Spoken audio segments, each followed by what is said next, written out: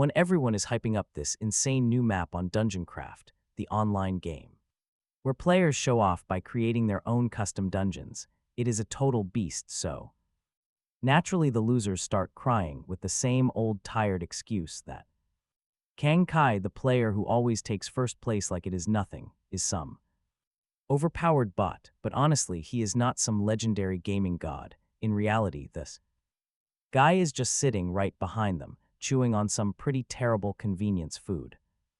Even his best friend gives him a look, asking if he is seriously eating that actual garbage, but our main dude is strangely enjoying the cafe food, and just like that, with one hand casually stuffing his face, he grabs first place again. Now even his buddy is starting to wonder if Kang Chi is actually some advanced bot. People call him a machine and they are not far off. This quiet guy has zero interest in anything outside of gaming and making maps.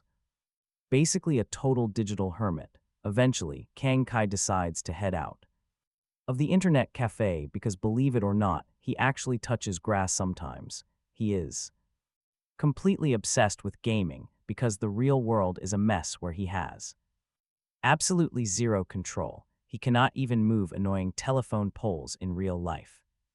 Do not ask why he wants to move poles, but in games he could totally smash them. But then, out of nowhere, a massive truck comes speeding toward him. It looks ready to end his boring life. Our quiet protagonist just stands there completely ready to accept his doom, but the truck suddenly stops. Kang Chi was secretly hoping for a magical fantasy teleport, not a brutal crash anyway.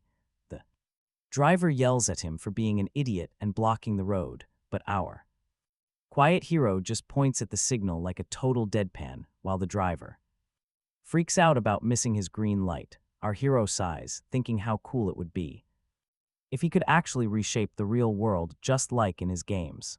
Then, right as he is daydreaming about building his own world, a heavy metal beam drops from a crane about to squash a little girl. Instantly, our quiet hero moves on pure instinct, rushing to shove the kid out of harm's way, and the little girl falls to safety, but is left completely terrified by the chaotic scene. And even when staring directly at death, our quiet main character is just complaining about how incredibly annoying real life is. Next thing he knows, he is falling down a pitch-black void where a massive beastly figure warns him that it is time to face his true reality. Kang Chi immediately demands a clear explanation. The giant entity simply gives him the typical speech about death leading to reincarnation. Kang Chi looks completely confused, so the creature tells him to search his memories. He asks for a much simpler explanation, but the massive being just tells him to finally open his eyes. Boom! Kang Chi wakes up screaming in pure panic. Looking around, he finds himself inside a castle, and staring into a mirror reveals he has got a totally different body. Being an absolute nerd, he instantly knows he has been transported to another world. No doubt about it, this feels real. He is fascinated, wondering where on earth he is, and more importantly, whose body he has taken over. But before he can even think, someone who is clearly not happy with his rambling stabs a weapon right through him. Shocked, Kang Chi coughs up fresh blood like a broken pipe. The girl strikes him again, asking wildly if he is going to die right now. Our main character cannot even answer, looking completely helpless. Like a beaten puppy, the girl gleefully admits she's trying to kill him because she hates his guts. Right before she lands another strike, a new guy swings in with a whip, knocking her blade away. This calmer brother warns Caldera to stop her relentless bullying, showing some pity for how badly Kang Chi is getting roasted. He hands him a drink, and Kang Chi chugs it down instantly, assuming it's some miracle cure, though the guy's already giving him a strange look. He didn't even hesitate. Suddenly, Kang Chi vomits it all up and realizes too late that he just swallowed poison. Caldera instantly panics, fearing he'll die because she wanted to be the one to kill him. Meanwhile, her accomplice is just disappointed his lethal brew only caused agony instead of an instant kill. Through it all, Kang Chi just lies there, wondering why his life is this cruel. Suddenly, the heavy doors burst open, and a random servant screams out a warning. The mighty Demon King Hell Caldoon has returned from his raid. The siblings instantly bow and call him father. Kang Chi looks up, squinting, and finally realizes this absolute monster is indeed his dad, and he absolutely hates hearing his children whine. Caldera stammers an apology, but their father grabs both white demons, growling that the pathetic whimpers of the weak are a disgrace to his castle. Walls, right then, our main character finally puts two and two together. The monsters tormenting him are his siblings, and this beast is his own father. The Demon King coldly demands to only hear the roar of a true warrior being born or the sweet sound of an honorable death to demonstrate. He unleashes a brutal shockwave, leaving all three kids coughing for their lives. Somehow, Kalo survives the absolute carnage, so yeah, he actually got reincarnated into a fantasy realm, only to end up as the Demon King's son. And something tells him that being royalty in this family will be one insanely chaotic ride. Get ready, because his new life is about to get brutal. The young Kalo whimpers, complaining that his sister Caldera poked his eye with a fork. His mother looks sympathetic, which encourages him to reveal that Tarm poisoned his meal too. But his mother, who is basically the definition of ruthless, tells him to pay. Kalo panics, stuttering that he will be completely erased if he ever tries that. The cold-hearted mother simply smiles and tells him to eliminate them first before they get the chance. Kalo stands frozen, completely stunned by this terrifying parenting lesson. She then casually reveals a dark family secret. His father butchered 12 of his siblings to claim the throne. Naturally, Kalo is expected to follow those bloody footsteps. To make sure he understands, she suddenly draws a blade and stabs her own child, calling it a lesson in demon survival. Kalo suddenly gasps awake from the horrific nightmare. Even with him screaming, his personal maid stays completely calm. As he recovers his breath, he realizes all the wounds on his body have already vanished, showing this new body has unbelievable healing powers. The maid sighs, casually mentioning that he slept for a long time and needs to get ready for the family dinner. Kalo's mind registers that this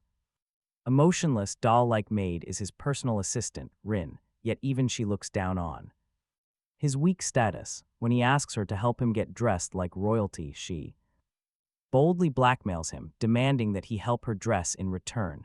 She literally forces Rin forced him to do laundry while she lounged on his bed like a queen.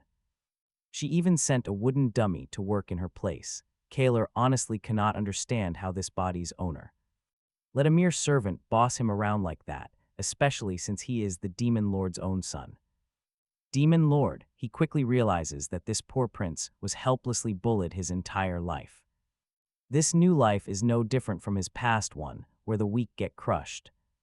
Wiped out the moment Kaler reaches the dining table, his father, Tarmi, coldly deadpans that he is late. The Demon King's presence is absolutely crushing and terrifying.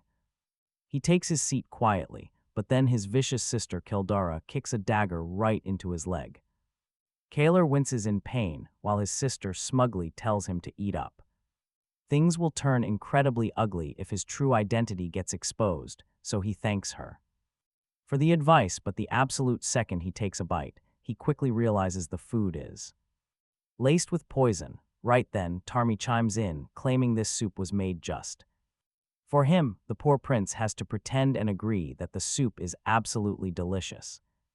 Now he fully understands that this demon family only cares about him on paper, and he is absolutely done letting them push him around. He has always wanted to achieve something on his own. Back in his past life, he was the ultimate map designer in his game, but completely and utterly powerless in reality. He refuses to die helplessly ever again. Kaler slams his soup bowl down, daring Caldera to taste it, and forcefully rips the dagger from his leg to show Tarmi his daughter's twisted gift. This shocks the Demon King, but he is not done. He flips the table, roaring that demons have absolutely no use for stupid, cozy family dinners. Everyone at the table is completely stunned. he feels absolutely thrilled after letting out all that bottled-up rage. Even though his father beats him half to death right after, still, he heals up. Incredibly fast, a strange, massive energy courses through him as the demon lords. Son, but Kaler seriously wonders about the true extent of his dormant power. Soon after, Rin nags him about his combat training like she always does, but Kaler shuts her up incredibly fast.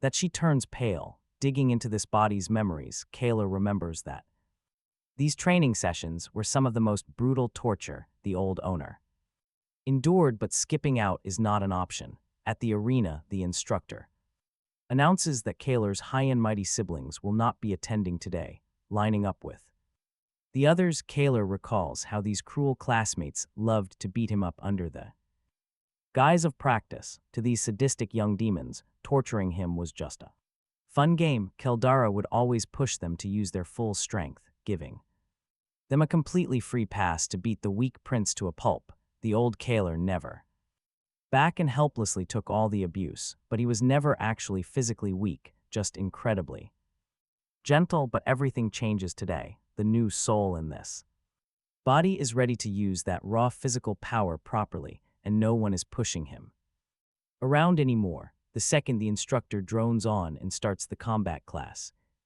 a cocky red-haired demon steps forward, bragging about how he and Kaler fought last time. He mockingly sneers that he really should have shown him some proper respect. But oops, he totally forgot. A classic bully routine. Kaler's mind is screaming curses at this clown, but he remains calm, waiting for his moment. The two opponents line up for their sparring match, with the cocky red demon puffing up. He is some unbeatable champion. Meanwhile, the onlookers are actively betting on Kaler to burst into tears and beg for mercy, like the total loser he used to be. Scanning all those laughing faces, the harsh truth suddenly hits Kaler hard. It is exactly like his miserable past life, where everyone treated him like absolute garbage. But that ends now. Watch as he turns the tables on them. The entire crowd gasps when the weakling they always mocked suddenly flexes some serious power. Even the big demon standing right across from him completely freezes up in shock. The massive opponent is suddenly terrified that his entire existence will be completely wiped out. Kaler acts incredibly cocky, claiming he will go easy and only use a single punch. Yeah, right. That one strike is so devastating, it leaves everyone in the room completely stunned.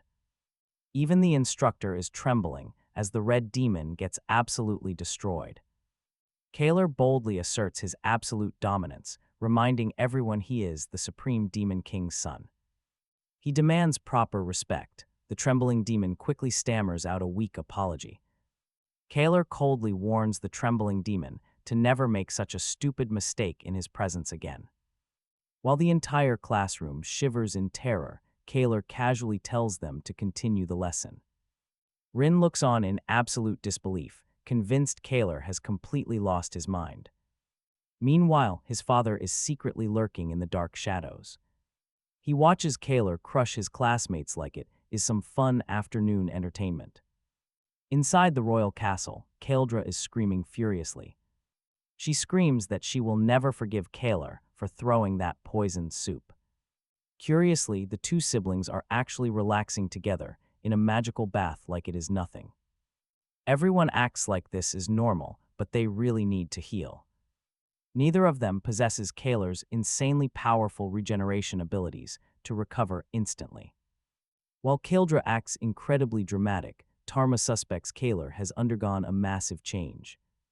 During their recent family dinner, Kaler completely snapped. Everyone was shocked when the king actually smiled.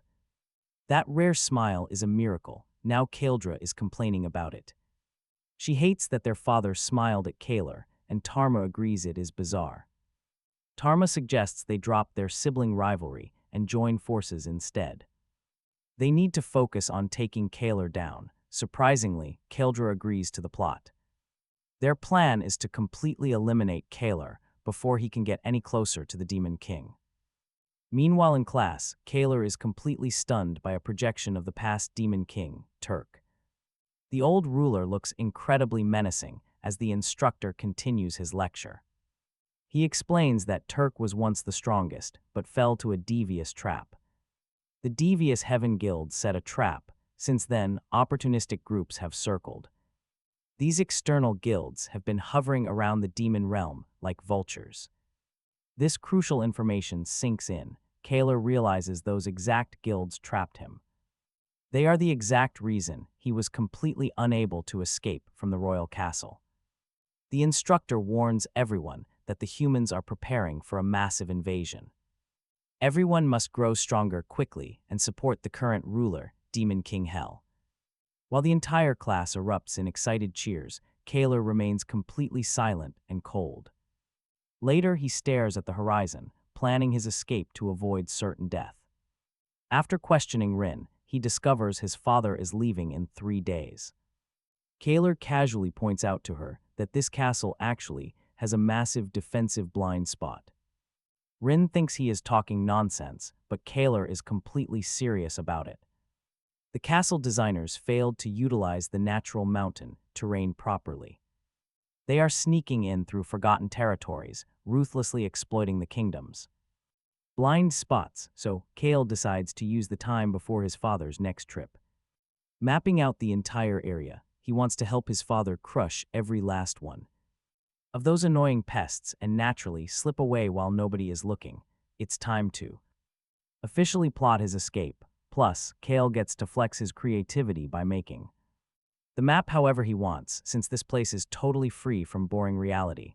He orders Rin to prep a secret office in the castle basement, claiming he needs a private workspace where his overbearing dad won't snoop. But get this, he's not alone. The terrifying Demon King has eyes like a hawk, suspecting Kale is up to something pretty shady. He decides to play detective and check things out himself.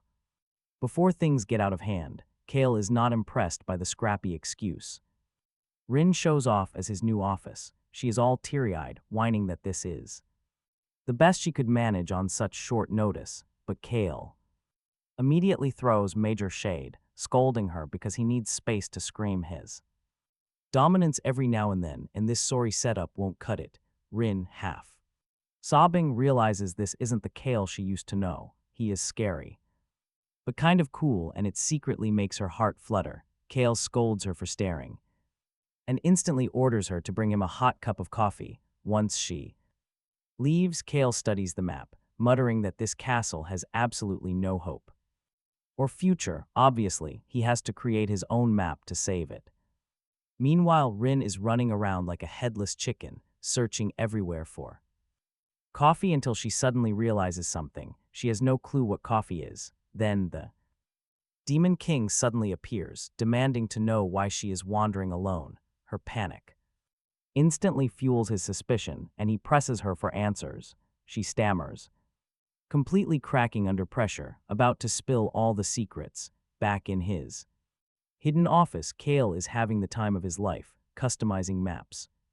Because this fantasy world feels like a game, making map making his absolute favorite hobby. Talk about bad timing. His father crashes the party, literally.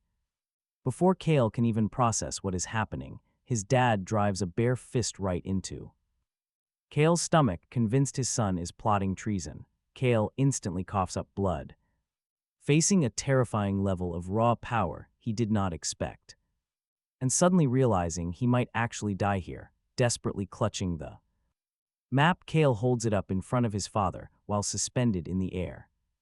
He gasps out that the castle borders are a disaster for defense, but shifting the landscape like this will totally secure their victory. The Demon King finally drops him and demands to know why he has been sneaking around, trying to hold himself together through the agony.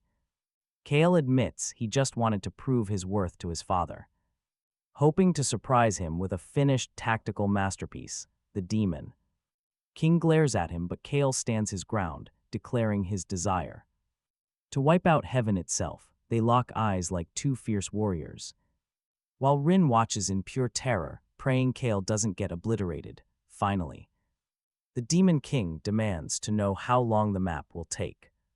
Looking incredibly cool despite bleeding out, Kale is shocked his dad actually accepts his proposal, confidently stating that 5 days is all he needs.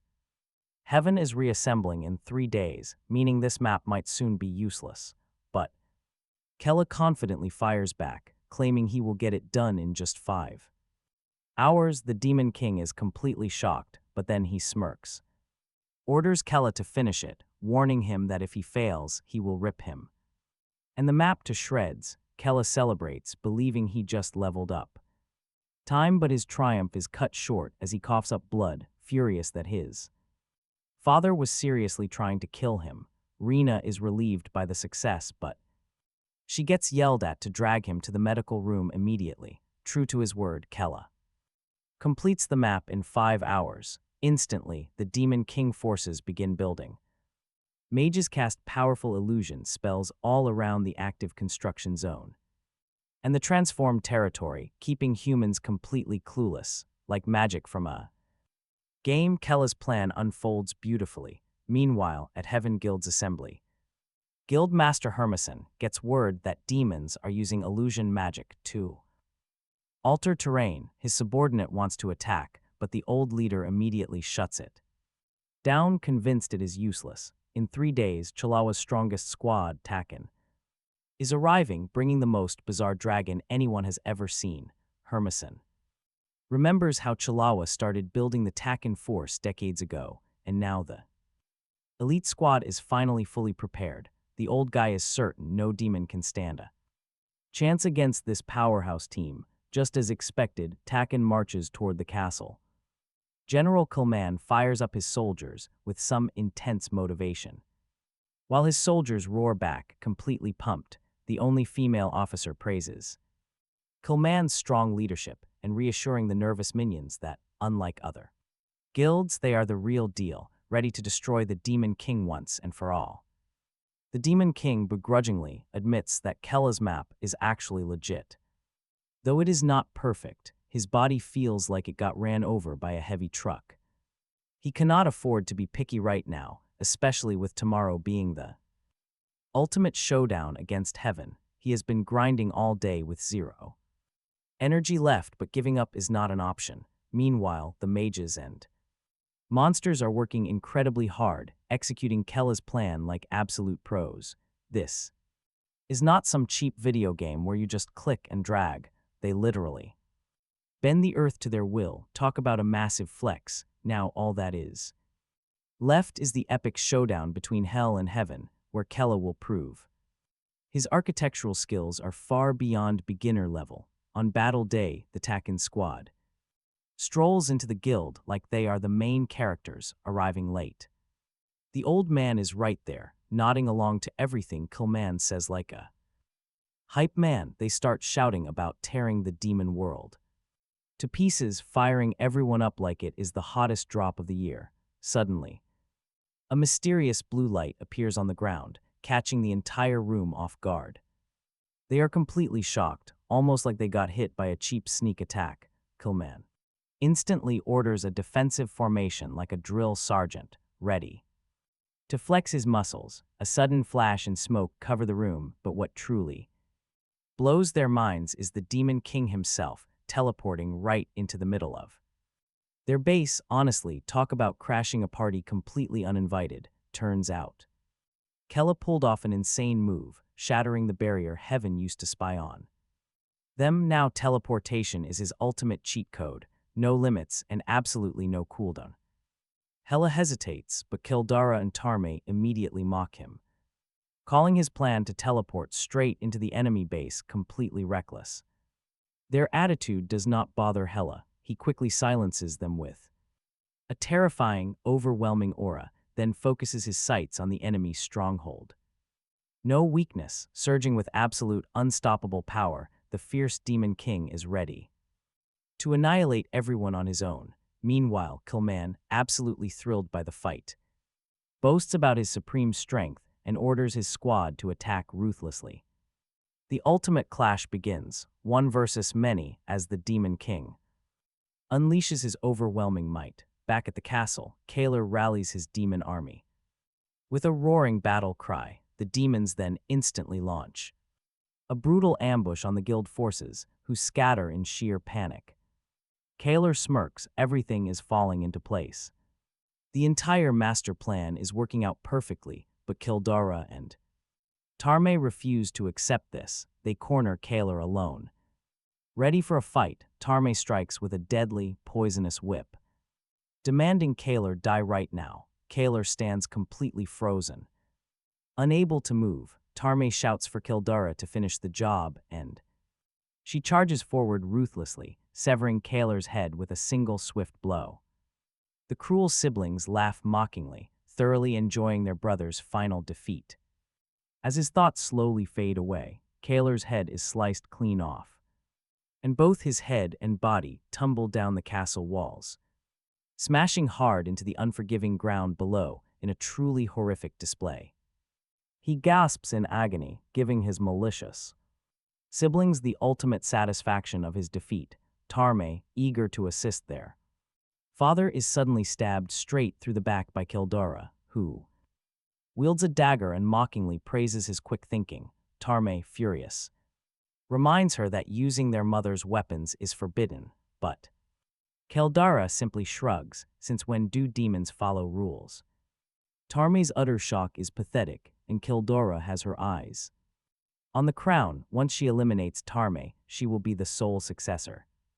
Remaining, Tarme grits his teeth and attacks, but Kildara is perfectly ready and the two siblings clash furiously. Down below, Kaler observes their brutal fight with a mix of disbelief and bitter sarcasm. Just when it looks like Kaler is completely finished and done for, the solid ground beneath him suddenly splits open, and Rin swoops in at the last second. Catching his head and body to rescue him, she works frantically to reattach his head. This is her ultimate chance at redemption. Meanwhile, the fierce battle between humans and demons continues to rage violently as both factions fight desperately for their own survival. Even a monstrous, bizarre dragon enters the fray, unleashing devastating torrents of flame. The Demon King, fueled by the beast's arrival, leaps onto the massive dragon and rips its head clean off. With his bare hands, Kulman completely loses his mind seeing his beast slaughtered, ordering every soldier to attack with absolute fury. The humans launch an all-out assault against the monsters and their Demon King. They think they have him cornered, but the Demon King has another trick. He ascends into his ultimate form, leaving a begrudgingly impressed Kulman to watch. It is a textbook evolution. Nearby, a female warrior is left completely frozen.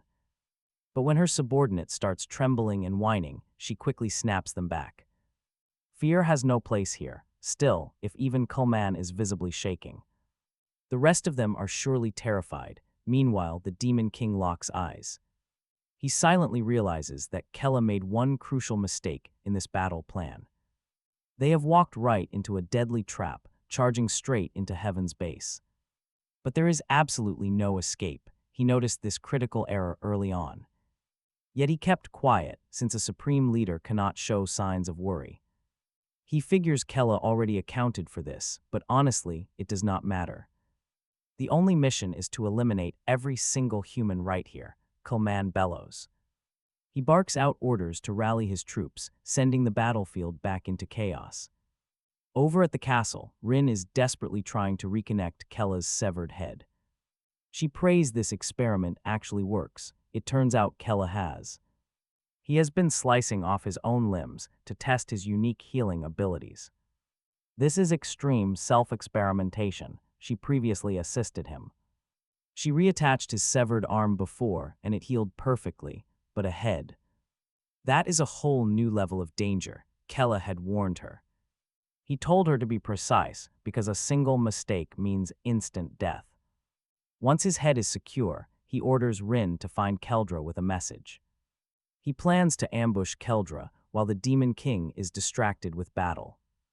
Rin delivers the warning, triggering immediate fury from the other servant, Rin slyly.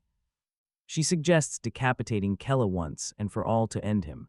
After all, no matter how fast a person regenerates, losing a head is usually fatal. Rin grits her teeth, proud of her acting, but she still worries constantly. None of this matters if Kella dies right now. Just then, Kella. He jolts back to life. He truly believed his time was up. Perhaps the mana-infused dagger delayed his recovery. Regardless, everything is moving according to plan. It is time to unleash his dark power. Kella is. He is back, and a weeping Rin clings to him with absolute desperation. She holds on to him as if he is her only lifeline in the world. Since Kella has never been touched by a girl across his 2 lifetimes, he quickly shoves her away and immediately decides to terminate her servant contract. He grants her the freedom she never expected to receive. Rin is left. She is completely stunned, but Kella refuses to indulge in any drama. He plainly tells her to live her life freely from now on. Rin watches him depart like a lost puppy, remembering his past words. He had asked her to be a friend rather than a servant, naturally. She begins to cry, clinging to him like a stubborn leech while he attempts to keep his distance. Meanwhile, back on the battlefield, Kulman. He mocks his opponent, calling Kella a monster for still standing proud, and he is standing firm despite looking completely battered, like a true final boss. He simply refuses to fall, which is maddening, but Kulman knows there is way to actually take down the Demon King. No humans have the guts or the power to stop this absolute walking disaster. Glancing over the chaotic battlefield, the Demon King notices that both sides are almost completely wiped out. He figures his 3 children will not be showing up, but he honestly does not care since this was his fight from the very beginning. Using his remaining mana, he unleashes a massive blast to end this war in the most dramatic way possible. Meanwhile, at the secret escape route, Kella and Rin are sprinting towards safety, and Kella is absolutely thrilled. He is finally escaping the Demon King's castle, but Rin, highly alert, suddenly steps in to block a surprise magic attack. Apparently, she smelled the trap coming thanks to a heavy scent of fresh blood, like a bloodhound on absolute overdrive. Just as expected, a human team is lurking at the end of the passage, ready to obliterate anyone foolish enough to escape. Kella realizes right then that the humans knew about this secret path all along. Without warning, the 3 human mages launch their assault, but Rin steps up to block the heavy blasts with her barrier, yelling at Kella to run. He asks what the plan is, but she just repeats that she is his servant and must protect him at all costs. But here is the thing, her defensive spells are about as weak as cardboard, so it is incredibly obvious she is acting as a sacrificial lamb so Kella can escape. She desperately begs him to leave her behind and run, but Kella is not having any of that. He grabs her and tosses her aside. No way, she is dying in front of him if she wants to keep tagging along. Meanwhile, the human mages are completely confident, assuming Kella is the weakest demon in the castle. But they have it completely wrong. Kella has always been quiet and shy, never showing his true strength, meaning their intel is completely wrong. Even Rin is stunned by his actual power. It is a massive shock to the humans that this low mana demon is moving faster than the speed of sound. After completely overpowering the first mage, Kella casually tells them to research their targets next time, before blasting them with an intense overload of mana. Rin watches in utter shock as the mages complain about him supposedly being weak, completely unprepared for this reality check. Kella tries to set them straight, but they refuse to back down and launch a powerful light spear spell, a desperate move draining all their mana at once.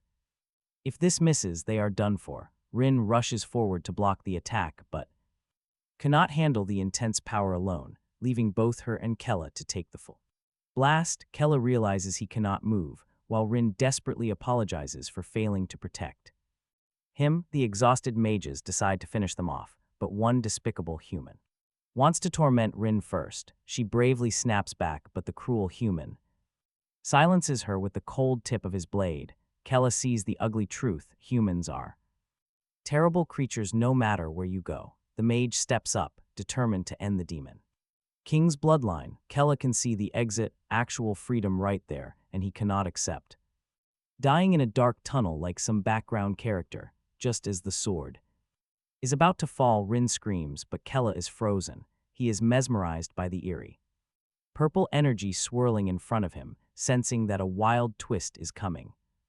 Kella watches the swirling purple energy like a predator tracking its prey, sensing that something massive is barreling toward him, but he never expected the Demon King Hell to materialize right in front of his face like this. Kella's brain freezes. Did his father actually win his fight already? Because if that is the case, his entire survival plan is completely ruined. But Hell just boasts about surviving countless brutal battles over his long life. He claims to be the ultimate master who has fought from every angle. Kella stands there completely stunned, but his father just keeps rambling on. He trashes Caldera, calling her a worthless leader who ignores her own squad.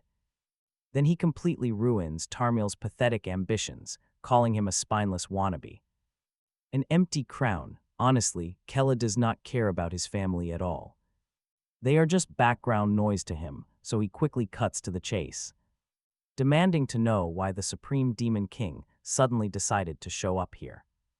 Hell explains it simply. A Demon King possesses an incredibly powerful legacy ability. He can pass his massive mana directly down his bloodline before dying. And guess what? Hell has chosen Kella as the ultimate candidate to succeed him, to become the next legendary Demon King, though Kella tries to play it cool. He tells his father he is crazy, but Hell ignores him and begins chanting, preparing to transfer every single drop of his immense power directly into Kella. Kella completely freaks out, screaming at the old man to stop this madness. Suddenly, a glowing purple orb flies his way, but Hell just watches proudly.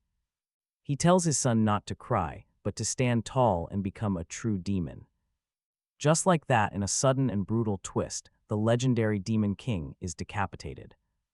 His severed head rolls on the battlefield. An allied soldier confirms the kill.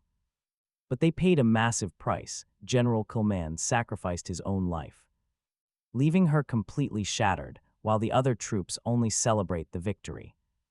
Thinking the threat is gone, they immediately start partying like they won the lottery. But wait, these fools have absolutely no clue what is actually brewing right now. Right under their noses, Kella's dark mana suddenly explodes outward, easily destroying their light spears, leaving everyone on the battlefield completely speechless. He chuckles with the smug, arrogant energy of a thief who pulled off a heist.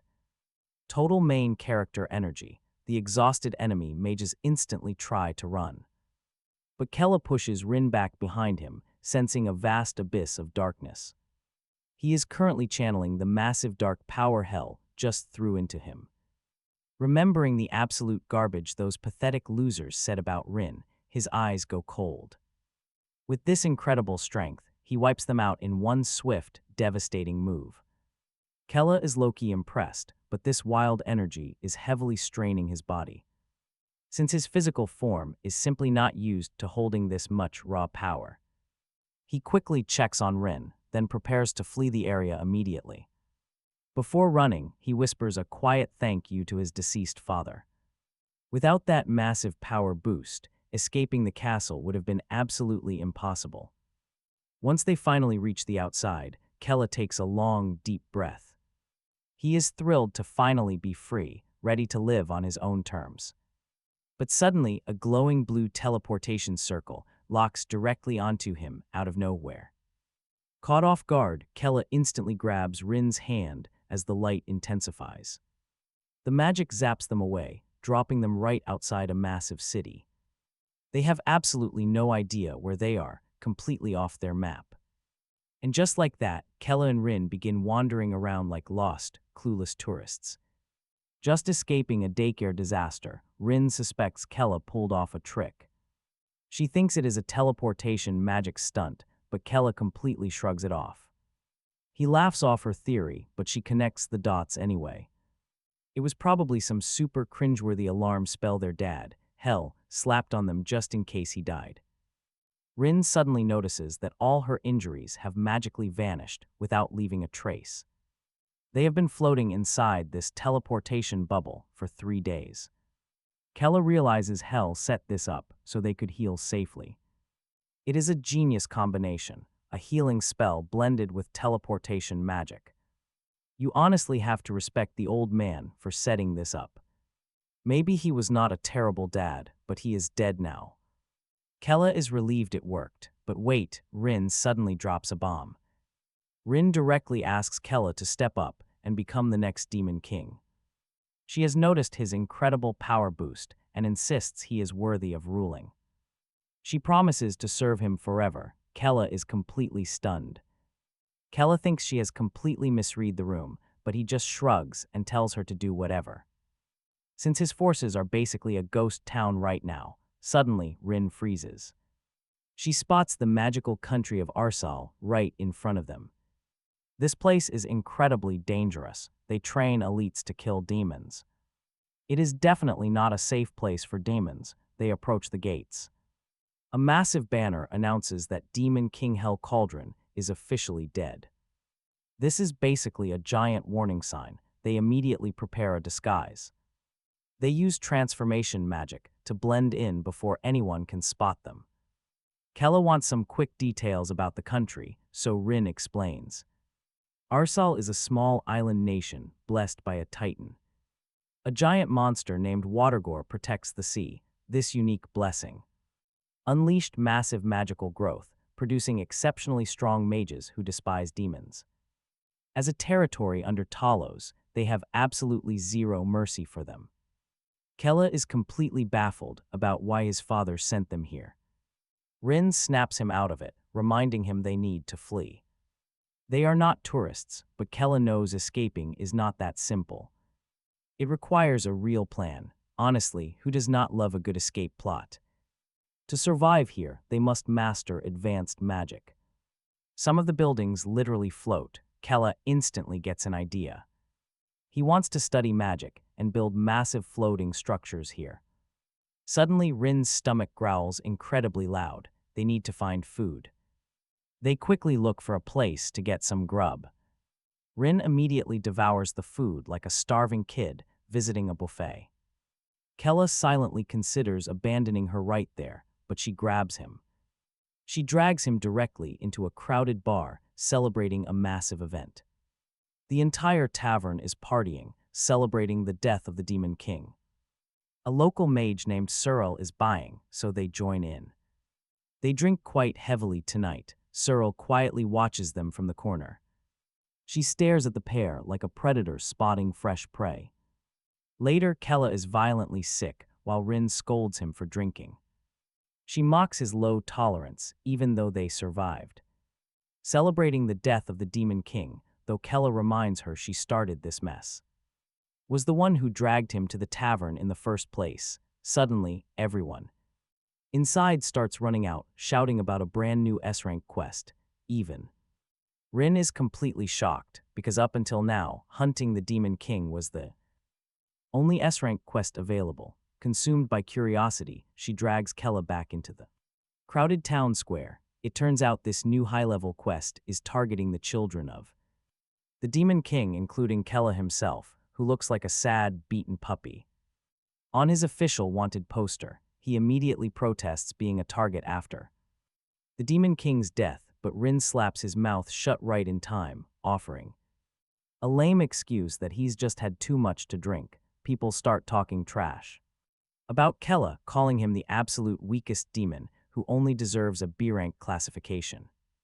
At best, Kella quietly curses under his breath, knowing he must keep a low profile to survive. He turns away from the crowd, and Rin almost blurts out his real name before asking what she should call him in public. Kella thinks for a moment and tells her to use the name Shu. Rin immediately grimaces at the weird alias, causing Kella to lose his temper. As well, they never expected the kingdom to realize he was still alive this fast. So they decide to grab what they need and escape this place immediately. But their plans halt when they run into Esriel, who casually brings up the S-rank quest. They keep their answers brief, knowing she's a highly respected figure. Known as the Hope of Arsal, Esriel openly despises all demons, but notes that Kella is just a weakling, so there is no real threat. Suddenly, Esriel looks closer, grabs both of them, and asks if the Demon King's son surviving isn't actually a massive deal. On top of that, she mentions noticing something else. About them, a very unusual scent. Both Kella and Rin panic, thinking they're caught. For sure, but Esriel just giggles and calls them travelers who badly need a bath. She invites them to wash up at her house, leaving the duo completely stunned but grateful. They accept her generous offer, and soon Kella is at her estate, soaking in a hot spring while enjoying tea and delicious treats he's never tasted before. Having always dreamed of living inside a fantasy game, this feels like an absolute dream come true. Maybe this game world transition isn't so bad after all, but on the other side, things are far from peaceful for Rin, who is currently sharing a private bath with Esriel. The mage notices Rin's tense posture and playfully jokes that she acts exactly like a cornered demon. Rin nervously laughs it off, but Esriel still insists on using a special aromatherapy scent to help her unwind. Rin instantly freezes, because the mage is using a holy element aroma, the absolute worst substance for demons. Since it rapidly drains their mana, it threatens to completely break her disguise spell, making her desperately crave Kella's help. Esriel starts venting about her endless problems, but Rin's sole focus is escaping the toxic fumes of that so-called holy element. To her, it feels like a literal poison gas attack. Esriel keeps talking about how her destiny as a mage was set from birth, preparing to share a tragic backstory, but Rin, having absolutely no time for a tragic tale, physically cuts her off and bolts from the bath like her life is on the line. Behind her, Esriel giggles, assuming her guest's sensitive nose simply couldn't handle the holy fragrance. Talk about a near-death experience. Rin runs straight out and collides with Kella just outside, who is looking incredibly relaxed after his bath, and frantically explains her their disguise was almost completely ruined. She explains Siriel tried to use that holy stench as a deadly weapon, but Kello just shrugs it off. He decides to play it safe with another quick bath before making a move. Rin wants to escape immediately, but Siriel stops them, reminding the duo that they still have a second round to complete. Rin insists they really need to leave, but Siriel counterattacks by mentioning some incredible magical food, dragging Kello right back into the conversation. Meanwhile, outside Siriel's house, an entire squad of mages arrives, buzzing with absolute excitement because they received a tip that the child of the Demon King is hiding inside. This is the ultimate jackpot, and they are completely hyped for the upcoming raid. Meanwhile, inside, Siriel serves up drinks made of holy water that burn like lava. Talk about one brutal happy hour. Now, she is determined to tell her sob story again, starting from her brutal training days in the elite combat squad, where she worked herself to the bone to prepare for the Demon King. She claims she has scars to prove it, but Rin knows better. Those supposed scars were completely missing in the bath. Siriel then drops a bomb. She is actually missing an eye, cleverly hidden away with illusion magic, because painful memories are best kept out of sight. It turns out their intense training was just relentless abuse disguised as discipline. They were forced to stand up and keep pushing through blood and extreme pain, all to achieve the grand dream of defeating the Demon King. Their nightmare trainer was constantly yelling, forcing them to scream out their ultimate life goals. Siriel is still deeply bitter about sacrificing her youth for the cause. She suddenly moves right next to Kello, closely eyeballing his own battle scars. She even pulls up his shirt to inspect his body for any signs of injury. What she finds instead is flawless skin and rock-hard muscles, but she keeps touching him, running her hands over his chest in a bizarre display. Rin and Kello are dying of sheer anxiety because Siriel's touch is slowly unraveling Kello's disguise. It almost looks like a steamy moment, but instead she quietly whispers the terrifying truth that she knows he is a demon. Suddenly, a swarm of mice floods the room and transforms into armed mages. Rin and Kello instantly freak out, completely convinced they have walked into an ambush. While Siriel acts perfectly calm, welcoming her unexpected guests, the mages notice her hidden scars and make a shocking move. They immediately accuse Siriel of being a dangerous demon spy infiltrating the city. This leaves Kello and Rin speechless, as they never suspected her for a second. But then Siriel calmly raises her staff and drops a major revelation. She was actually the one who leaked the rumor about a demon hiding here. The mages instantly launch a fierce attack, but Siriel is no ordinary fighter. As an elite mage, these regular soldiers stand absolutely no chance against her. Kello and Rin prepare to defend themselves, but Siriel stands before them like a shield, effortlessly blocking the incoming spells. Both are completely shocked by her protection, offering protection only for Sardal to absolutely blow their minds by confessing she already knows they're demons. Then comes the real kicker. She reveals her true identity. As the Demon King Hell's own daughter, Sardal Caldoon, talk about dropping a massive truth bomb that leaves everyone shook, Sardal drops the ultimate family bomb by revealing she is the daughter of Demon King Hell, leaving Kella completely stunned. He is completely shocked, having just discovered a long-lost sister out of nowhere. Searles wastes no time and decides to hit them with her memory transfer magic to reveal her entire origin story. The story starts with Hell pulling off some mad scientist experiments, creating a demon who can hide her horns and demonic powers like a stealthy ninja. She immediately senses the king's presence, but then Hell drops a massive secret. His blood flows through her veins, meaning Searles is technically his daughter. Now that is a wild plot twist. Honestly, who could have seen this coming? Naturally, Searles is stunned. She has been nothing but a lab rat since birth, subjected to daily tormenting experiments, with nothing to do but grit her teeth and suffer.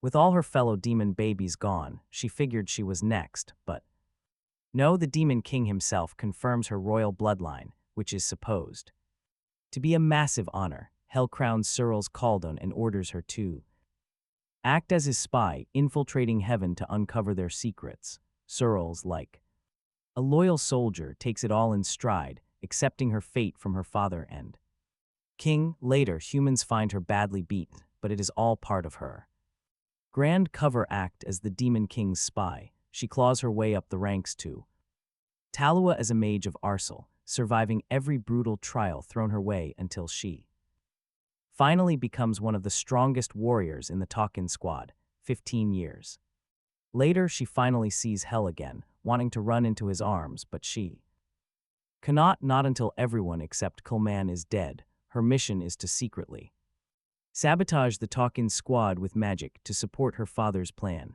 Hold the line until General Kulman falls, then return to the castle for her happy ending beside Hell. But as usual, life throws a curveball. Kulman is way tougher than expected, and both sides clash with their ultimate attacks in a massive explosion. In that chaos, Searles hears Hell call her daughter one last time, ordering her to serve the next Demon King and protect him to the bitter end. And just like that, Hell vanishes, leaving Searles completely shattered, staring at his lifeless remains. With no other choice, Searles drags herself back to Talua. The entire continent throws a massive party celebrating the Demon King's death for the first time in forever, but Searles is drowning in her own misery. She retires from the battlefield and retreats to Arsal, her second home, ready to begin her mission for her father's legacy, revenge. So she basically has some serious family baggage and a vendetta against humanity that would make anyone shudder. Even Ren is stunned by the sheer drama, and Kella curses his luck. He thought he had escaped the twisted demon family tree, only to get hit with another surprise sister. Lucky him. At least Searles has some sense. She is not about to force her demon siblings into submission, but warns them straight up. Arsal is a ticking time bomb as a magic powerhouse, and the longer it exists, the quicker Kella's toast. Kella gets it. Mages have always been a massive threat, literally. and figuratively, so if they let Arsel run wild, he is the one on the chopping block. Meanwhile, the mages start throwing a fit over their credit and launch a full-blown mana assault. Kella is furious that they attack them even. Kella snaps, dropping her human disguise on the spot, leaving Searles completely floored. She literally feels her father's dark power radiating from Kella. This situation just went from a messy family reunion to a total supernatural showdown. Real quick, Kella and Searles clash. They fight relentlessly while Ren is left stuck in the background, probably wishing she had picked a less chaotic day to visit. Arsel was Searles' second home, so she knew every single nook and cranny like the back of her hand. She tears through the government buildings and the Magic Academy without even sweating. Meanwhile, Kella channels Hella's dark mana to slaughter the power-hungry festival goers who were way too busy getting drunk on the hype to defend themselves. Together, they easily destroy Arsel, turning the magical nation into a burning wasteland with flames licking the skies and buildings turning to ash. Some weak minions try to talk big but get vaporized instantly before they can even finish. Searles is riding high, completely hyped to burn the whole continent in her crazy revenge rampage, but Kale and Ren are quick to slam on the brakes. Things are spiraling into a total disaster. They try to split up, but Searles blocks them and drops a massive bomb. She knows Kale is their father's second son. Kale realizes there is no point hiding it and confirms it, but Searles acts totally shocked, pretending she just guessed his identity on a whim. She then reveals she is not Hella's daughter in the normal way. She's a mutant crafted with Hella's pure blood aura. Because of this, she views Kale as the true bloodline heir, while she is just a freak experiment born after Kale. She is technically his little sister, but Kale completely refuses to acknowledge her. Searles assumes Kale is craving revenge, totally clueless that he actually helped kill their own father. Still, that fiery glare she gives the last surviving son of Hella warns Ren that they must fake their loyalty and play along with Searles to stay alive. Kale, playing the long game, agrees to the revenge act because he has no choice and needs Arsel's magic, which Searles knows inside out. This makes revenge the perfect cover for Kale's true agenda, letting him use the chaos to get what he wants. Behind them, one mate somehow survives the blast and immediately feels the urge to snitch too. Chalua, the king of Chalua, gets the shocking news that Searles of the Talking Squad is actually a demon. When Arsel's mages tried to curse Hell Caldoon, she suddenly appeared to torch Arsel alongside him. The king snaps, clearly furious, but the reporting mage spills even more tea. Kale seems way too cozy with Searles. This update has the king seeing red, mostly because it makes them look like a complete joke. He orders a brutal demon hunt to erase every trace of this embarrassing mess, threatening the mage if he fails. The mage, Hayden, swears on his honor and leaves. Meanwhile, the absolute creep who has Hella's head encased like some twisted trophy grumbles to the skull about his family, constantly dragging him down. He vows to burn every single one of Hella's descendants to ash. Next, Hayden calls in the Killian squad, since Killian is supposedly the kingdom's top knight. Even better than his late brother, Kilman. Up in a remote mountain, Killian receives the devastating news that his brother died, sacrificing himself to take down the Demon King. Killian hates that a vile demon ended his brother's life, but meanwhile, a rookie soldier reminds Killian that Talwa needs him to hunt Hell Caldoon. Killian couldn't care less about Talwa's petty politics. His mission is far more personal. He is dead set on wiping out every demon on this continent, starting with Hell Caldoon because a demon took his brother's life. As Killian plots his mission to obliterate Kella, things flip to a much more mundane worry. Kella frets about the crazy amount of food Sartle managed to snag for their meal. Rin, ever curious, asks Sartle about her weight loss secrets, to which Sartle casually drops her classic "if it goes in and out quickly, you won't get fat" logic, making Rin suspect she just stumbled onto some genius miracle diet theory. Meanwhile, Kella is just relieved Sartle isn't gunning for him like Keldura or Tarme did, but he can't resist asking if she holds a grudge since he's Hell's biological spawn. Sartle gets real and admits she is borderline jealous.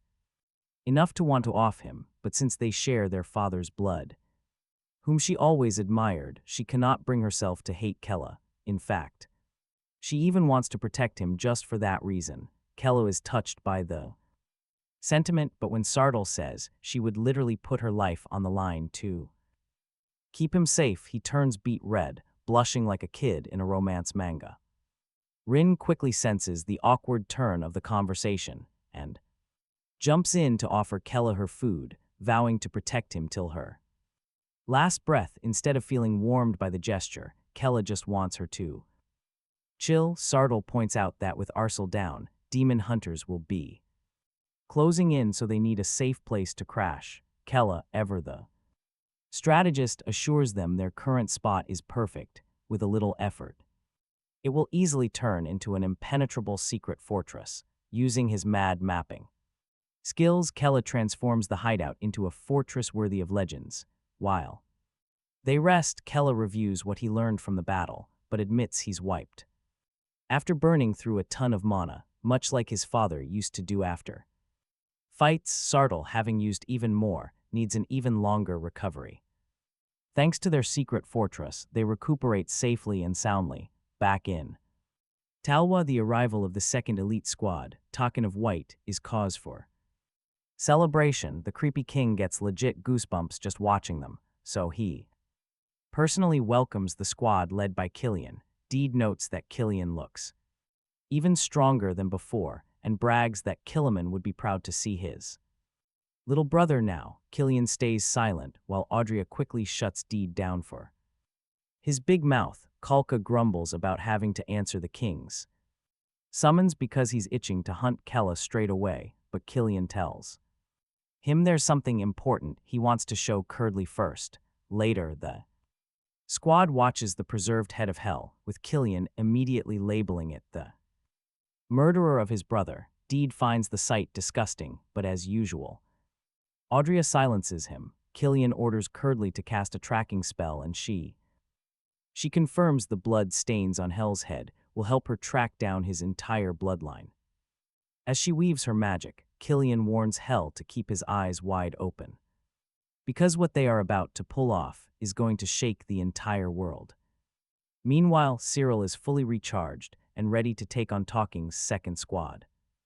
Rin is totally clueless, so Cyril explains the first squad was just a trial run, a test against the Demon King. The real powerhouse is the second squad, the one Talawa actually poured its strength into, the feared Talking of White.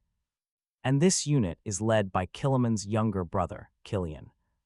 When Kale questions this, Cyril casually drops a massive truth bomb about them. They are so strong that she cannot even put a number on their power.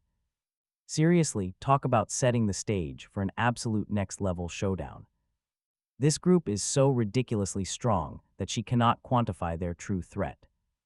Rin immediately starts sweating, terrified of invading Talawa with such monsters lurking around. But Cyril, always the relaxed one, quickly reassures her. She explains that the Talking of White trains in complete isolation, meaning they will need time to regroup. Still, Kale remains highly skeptical. Talawa is massive, so relying on pure luck is a losing bet. He points out that because of his active quest, they are likely moving. They cannot simply barge into Talawa without a real army and a fortress. The girls perk up instantly, completely intrigued as Kale begins outlining his strategy. They need an army that can crush the Talking of White quite easily. And they need a stronghold that won't crumble if Talawa launches a full assault. His ultimate plan is to build the strongest dungeon the world has ever seen. Something legendary and impregnable, preventing another reckless disaster that leaves them shattered. Just like what happened to Hell, Kale's visible hype quickly draws the girls in. He is secretly quite proud of himself for cooking up this genius plan so quickly, successfully shifting Cyril's focus from mindless destruction to active recruitment. While everyone is excited, Kale stays deadpan because he is mostly just stalling. He needs to buy time to build his own map, something he has never realized. This dungeon idea is his ticket. He tells Cyril they need a local guide. Someone who knows the terrain perfectly. Luckily, Cyril already has the perfect contact. She knows exactly where to lead them. Along the way, Kale begins practicing. He studies Arsal's magic. It is tough, but the Demon King's residual power helps. Flowing through him makes the process quite fast. Channeling magic directly feels incredible. It feels like he is finally closing in on his lifelong goal. 4 days later, they arrive at a wasteland ruined by Talking's previous ambush. Cyril suddenly warns Rin and Kale to freeze as hostile figures surround them. A pack of demons ambushes them, but Cyril surprisingly refuses to fight back. Instead, she absorbs their blows, realizing they do not recognize her true identity. Rin anxiously urges her to speak up, but Kale suggests letting Cyril handle it. Just let Cyril deal with them.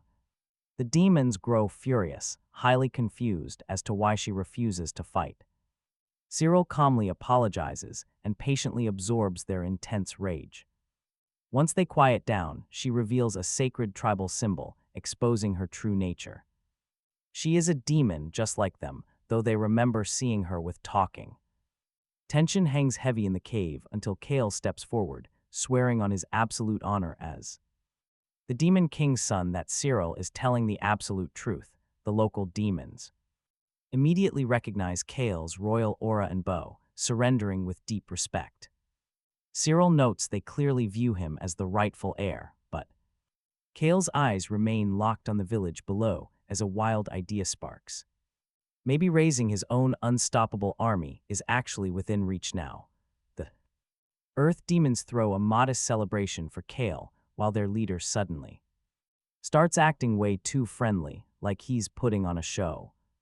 Meanwhile, Kale is not buying this fake warmth. He is too busy admiring the underground buildings, easily outclassing anything he has ever witnessed. The raw, natural materials blend beautifully, and the underground layout is so clever it almost feels like a cheat code. Honestly, who even expects a massive metropolis to hide right under the surface? Kale nods along with Esral as she confidently rants about the urgent need to recruit some talented Earth demons. She mentions they absolutely must secure a legendary warrior from their ranks. Intrigued, Kale asks Esral for the details. Talkin stumbled upon this hidden settlement while traveling toward the Demon King's dark castle. Naturally, Talkin went on a rampage and set the protective forest ablaze, nearly wiping out the entire tribe without a single regret. But hold on. One mighty warrior stood like an absolute tank, fiercely guarding the young elf children even when facing impossible odds. Hearing this, Kilman's interest is piqued and he asks for the warrior's name. Douglas. Kilman's heart softens upon learning Douglas is not actually human, but instead of showing weakness, he commands a full retreat. Douglas is caught off guard by this sudden mercy, just stands there in absolute confusion. Esral explains his courage saved them. Douglas remains utterly baffled by this strange turn. Esral recounts the tale beautifully, easily hooking Rin, but Kale is practical, already thinking about finding an Earth demon who can actually fight. He tells the chief he wants to meet Douglas. The chief gets stubborn, warning that Douglas is a nightmare to handle and Kale should look elsewhere. But Kale has absolute tunnel vision for this warrior and decides to find him personally. Douglas doesn't even blink, flatly refusing to serve Kale despite his royal demon lineage. Kale tries to leverage his royal authority, but Douglas swears he would rather die before he ever bows. Douglas is rooted deep in this soil, so leaving is out of the question. Kale quietly complains about his ridiculous stubbornness, but Douglas merely shrugs and offers a brief, blunt apology. Kale is left feeling like he is hopelessly grinding a high-difficulty quest for a character that refuses to drop. He sighs in defeat and walks away. Wandering through the settlement, he studies the unique buildings, realizing a skilled Demon Builder would be incredibly useful, but right as he plans his next move. His two heavily intoxicated companions stumble onto the scene, instantly derailing the quiet, peaceful atmosphere. Kella scolds them like a sensible guardian, but in a sudden twist, he quickly joins. Their chaotic party, the three drink so heavily that the local chief has to drag their passed-out bodies back to their rooms. Later, Kella lies completely unconscious, sinking into. In the comfiest bed ever, the door suddenly swings open. Enter the muscle squad with weapons drawn, ready to off the weak Demon King's son. Talk about a brutal wake-up call. Douglas attacks with savage force but gets caught off guard when Kella meets his gaze with sharp, deadly eyes. Kella leaps away from the bed, but everyone still thinks he is the same cowardly Kella they've always suspected. It's almost laughable how blind they are to the obvious shift right in front of them. At first, Kale doubts his eyes when he sees Douglas forging things at the smithy that clearly aren't weapons. There is no way those heavy shackles could ever hold a massive orc, while keeping a very close watch on his surroundings. Kale notices someone tailing him. Honestly, it's a total rookie mistake. On their part, this puts him on high alert, soon spotting a strange wall with a hidden magical barrier that only reveals itself to the Demon King Mana inside. He also recalls the weird story Searle told about Douglas supposedly protecting young dark elves, yet Kale hasn't seen a single one of them in the village. That's exactly when everything clicks, and this sudden ambush confirms his darkest suspicions. He easily disarms Douglas, realizing this supposed warrior demon isn't actually guarding the dark elves. He just doesn't want them taken from him. His panic says everything, and Kale decides to expose this whole mess right now. Dragging him outside, Kale discovers that the entire village is actually in on the scheme. They're shocked their mighty champion lost, but Douglas can only mumble apologies. Kale warns everyone to stay back if they want their hero to survive, leaving the whole village completely at his mercy. Kale drags Douglas toward the hidden wall, forcing him to unlock it. As the secret door slides open, Kale finds a pack of dark elves chained up inside. It is far worse than he ever feared. Ren and Searle catch up and freeze at the sight. Kale immediately asks Searle to use magic to project the memories of an elf directly into his mind.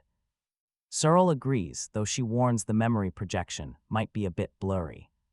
Since she is just acting as a channel, the memory transmission starts, and Kale witnesses firsthand how this place is basically a living hell for these poor elves, where forced pregnancies are used to produce children who get sold off to corrupt human nobles for massive fortunes. Sometimes adult elves captured from the outside world tell them stories of endless skies, blue oceans, and free travel, things these captives will never get to experience themselves. Before they die, their only wish is for at least one child to escape and live a free life. Absolute rage hits Kale at this sick cruelty from the earth demons. He instantly snaps, turning on the supposed champion Douglas, a coward who only ever protects his own skin. Kale completely demolishes Douglas, beating him to a pulp, while Searle is also absolutely fuming that this garbage demon never tried to help those poor kids. Still, Douglas has the nerve to try and justify his actions, claiming dark elves are just rare trophies that greedy human nobles drool over like they are high-end collector items. He even argues that nature itself loves these elves and that their special presence lets the earth demons live in peace. This total scumbag genuinely believes that makes these elves perfect candidates to be raised as livestock, treating them like simple farm animals.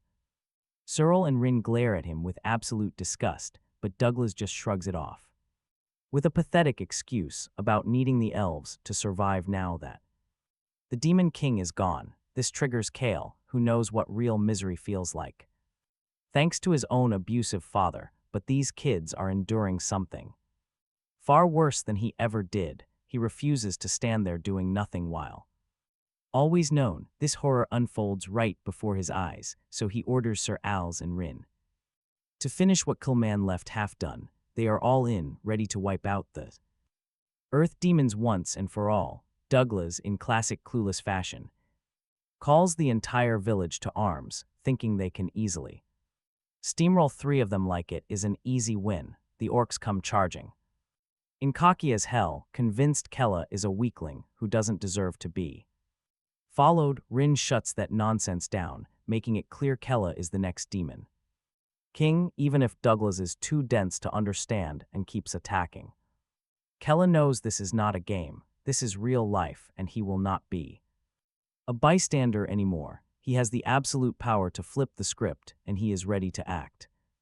Just that, meanwhile, the Dark Elves watch the chaos unfold, realizing they are on the front lines fighting for their survival. Wood, one of them, suggests joining the fight, but the girl next to him warns it is dangerous. They will just get tortured again if Kella and his group lose. The mere mention of torture triggers Wood, sending him flashing back to all the excruciating pain he endured. Kella sees Wood panic and makes a vow to avenge all their suffering, but Douglas is not done playing around. He pulls out some earth ore and crushes it, ordering everyone else to follow suit. Rin's jaw drops because she thought that legendary ore was just a fairy tale. Kella is completely clueless, so Shreels explains the truth.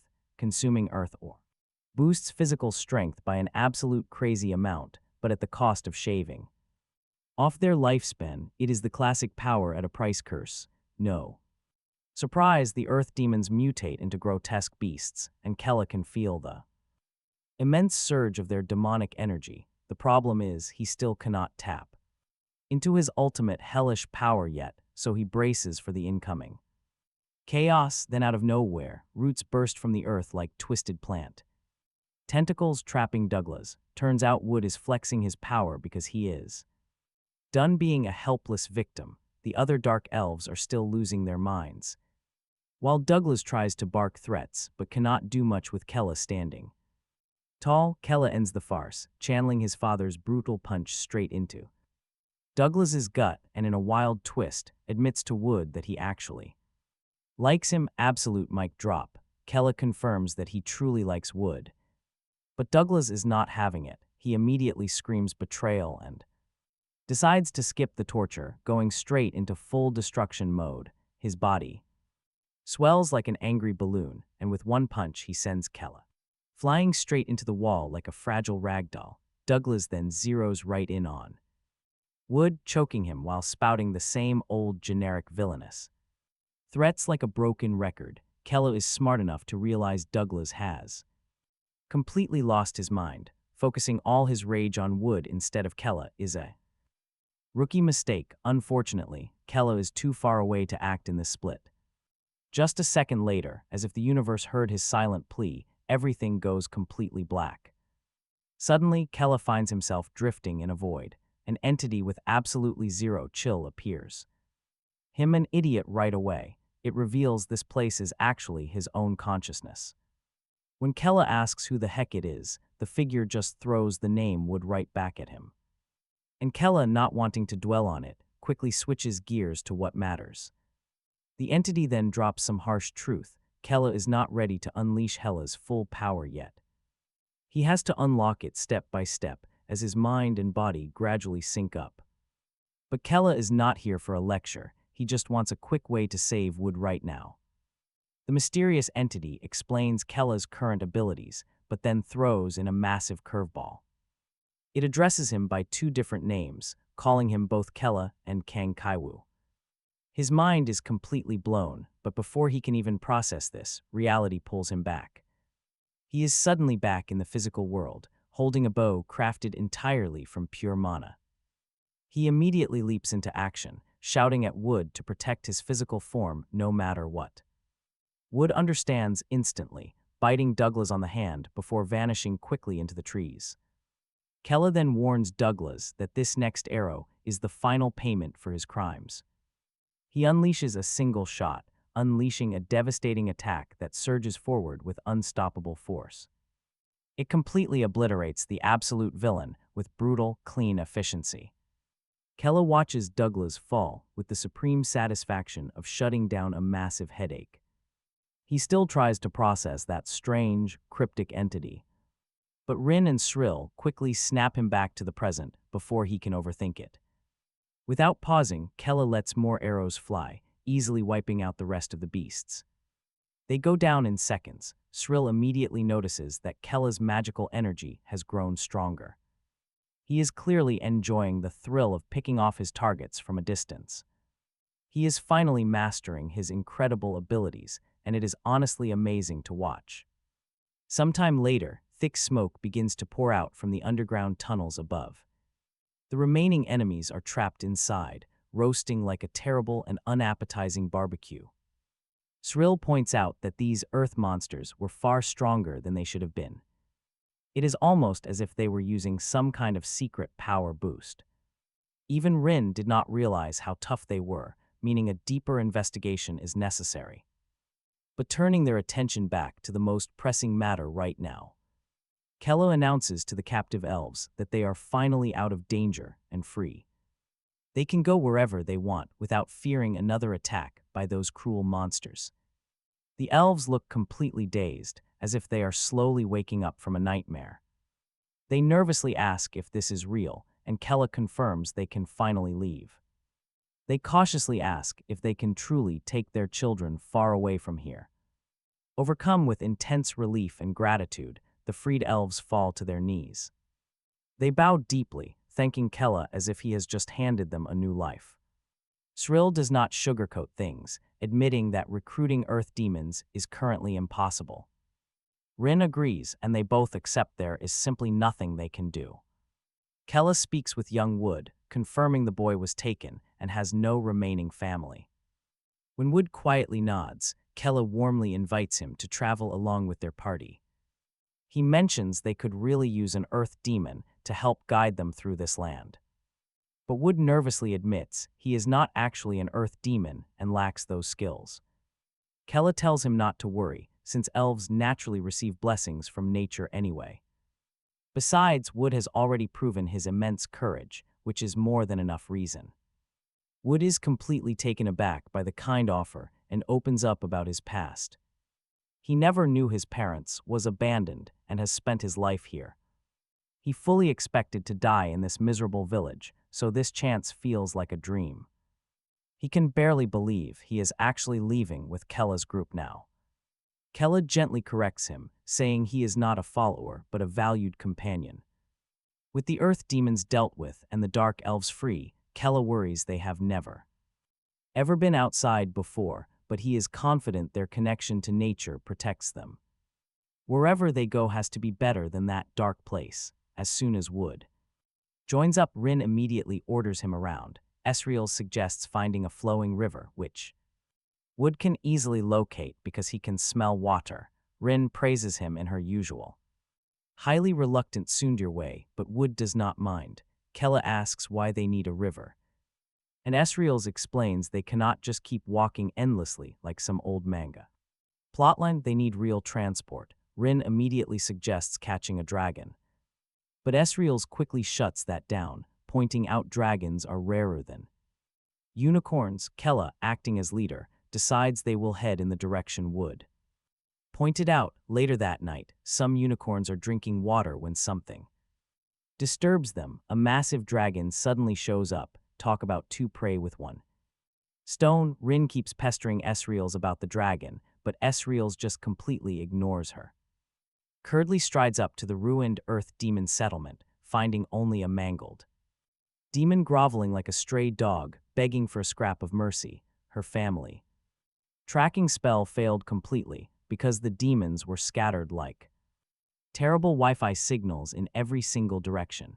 Her crew starts throwing a fit over the chaos, but Killian, the self-proclaimed demon hunter extraordinaire, shrugs it right off and commands Curdly to hunt down Kella elsewhere, since apparently hunting demons is his full-time gig and he does not want to be bothered. Curdly confirms she can teleport solo for a decent distance, which thankfully is their absolute fastest option. Guess teamwork is not the vibe today with her go-go. Satoru eye flashing bright, she vanishes like a ghost, leaving Killian to boss everyone. else around like the demon-busting overlord he thinks he is. Curdly picks up a faint trace of Kella's energy nearby. The demon she cornered quickly spills the truth. Kella was here and went full apocalypse mode on their tribe. Naturally, when Curdly asks where Kella vanished to, the demon cluelessly shrugs, earning himself a laser blast right through the head. Why waste time on useless survivors? Left with no choice, Curdly follows the faint energy trail, hunting Hell Caldoon like a professional assassin on a mission. Meanwhile, the gang finally drags themselves to a river, all thanks to Wood, who basically acted like a sniffing search dog following a random scent. The others throw him half-hearted thanks, but Rin immediately mocks him for getting all hyped up like some rookie who just discovered the magic of sniffing. Kella's stomach is screaming louder than a toxic YouTube comment section, so Rin decides to fish for him. But the fish clearly have a massive crush on Wood, hopping right into his arms. Because the guy controls water like it is his personal playlist, Rin's face twists in annoyance trying to spark some fire magic, but Esriel swoops in, lighting a campfire with a flick of her hand like it is no big deal. Rin's mood hits rock bottom. Talk about a total flameout. Everyone begins chowing down. They enjoy the fish feast. Rin, however, is still drowning in her own self-pity, so she generously hands her portion over to Cyril. Kella, ever observant, watches closely. He calls out her gloomy mood, casually mentioning some fruit. Suddenly, Rin perks up instantly. She is like a puppy hearing a treat bag, bolting off to find some. Wood wants to join, but Kella stops him, clearly wanting Rin to have this minor victory. She happily skips away, excited to gather some fresh treats. Cyril calls her a simpleton and mocks Kella's soft heart, but he is too stubborn to admit he cares. Wood sniffs the air and claims there are unicorns nearby, but Kella dreams bigger. He wants dragons. Cyril immediately jumps in with his typical nerdy lecture, harshly shooting down the dragon idea like a total, realistic party pooper. Rin happily skips through the forest as if she owns it. Wandering around like she is strolling through a designer garden, she suddenly leaps onto a massive rock to grab some fresh fruit. Then the earth trembles. She locks eyes with a giant, glaring eyeball. She was actually standing on a sleeping dragon this entire time. Total panic sets in, since that is her classic signature reaction. Meanwhile, Wood casually mentions that he can naturally sense ground energy. Our map enthusiast instantly perks up, comparing the power to viewing a game map. Cyril nods, agreeing that it is an excellent skill for locating hidden dungeons, the ultimate radar. But poor Wood feels like a total beginner because his range is terrible.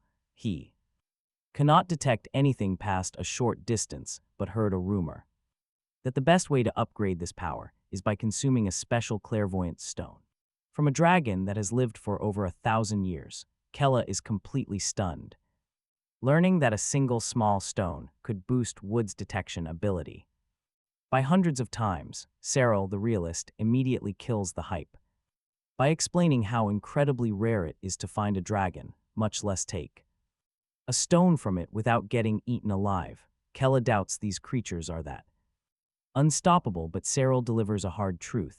Dragons are absolute apex monsters who absolutely despise demons as much as they hate anything else. Apparently, only a select few humans with incredibly strong minds can ever tame these giant beasts. Kella finds it deeply ironic that fragile humans can tame such powerful creatures, but Cyril has already stopped trying to understand dragon logic.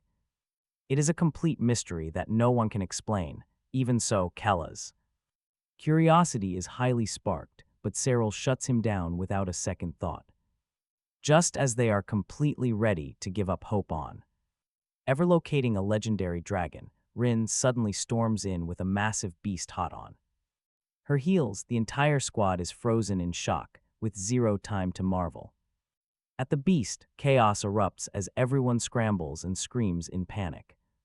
Naturally, Curdly picks up the loud commotion from miles away and rushes over to investigate. the group quickly quiet down and hide behind large rocks for cover. The dragon sniffs the air but getting bored. It finally leaves. Cyril exhales a long sigh of relief, then immediately blames Rin for bringing a giant monster back to camp instead of the requested fruit. Cyril points out the dragon's massive size. It's definitely an ancient beast. Probably over 1,000 years old. Kella is about to pitch a theory when Curdly cuts him off, confirming the beast has a rare clairvoyant stone. Kella perks up, calling it a golden opportunity, until a sudden arrival changes everything.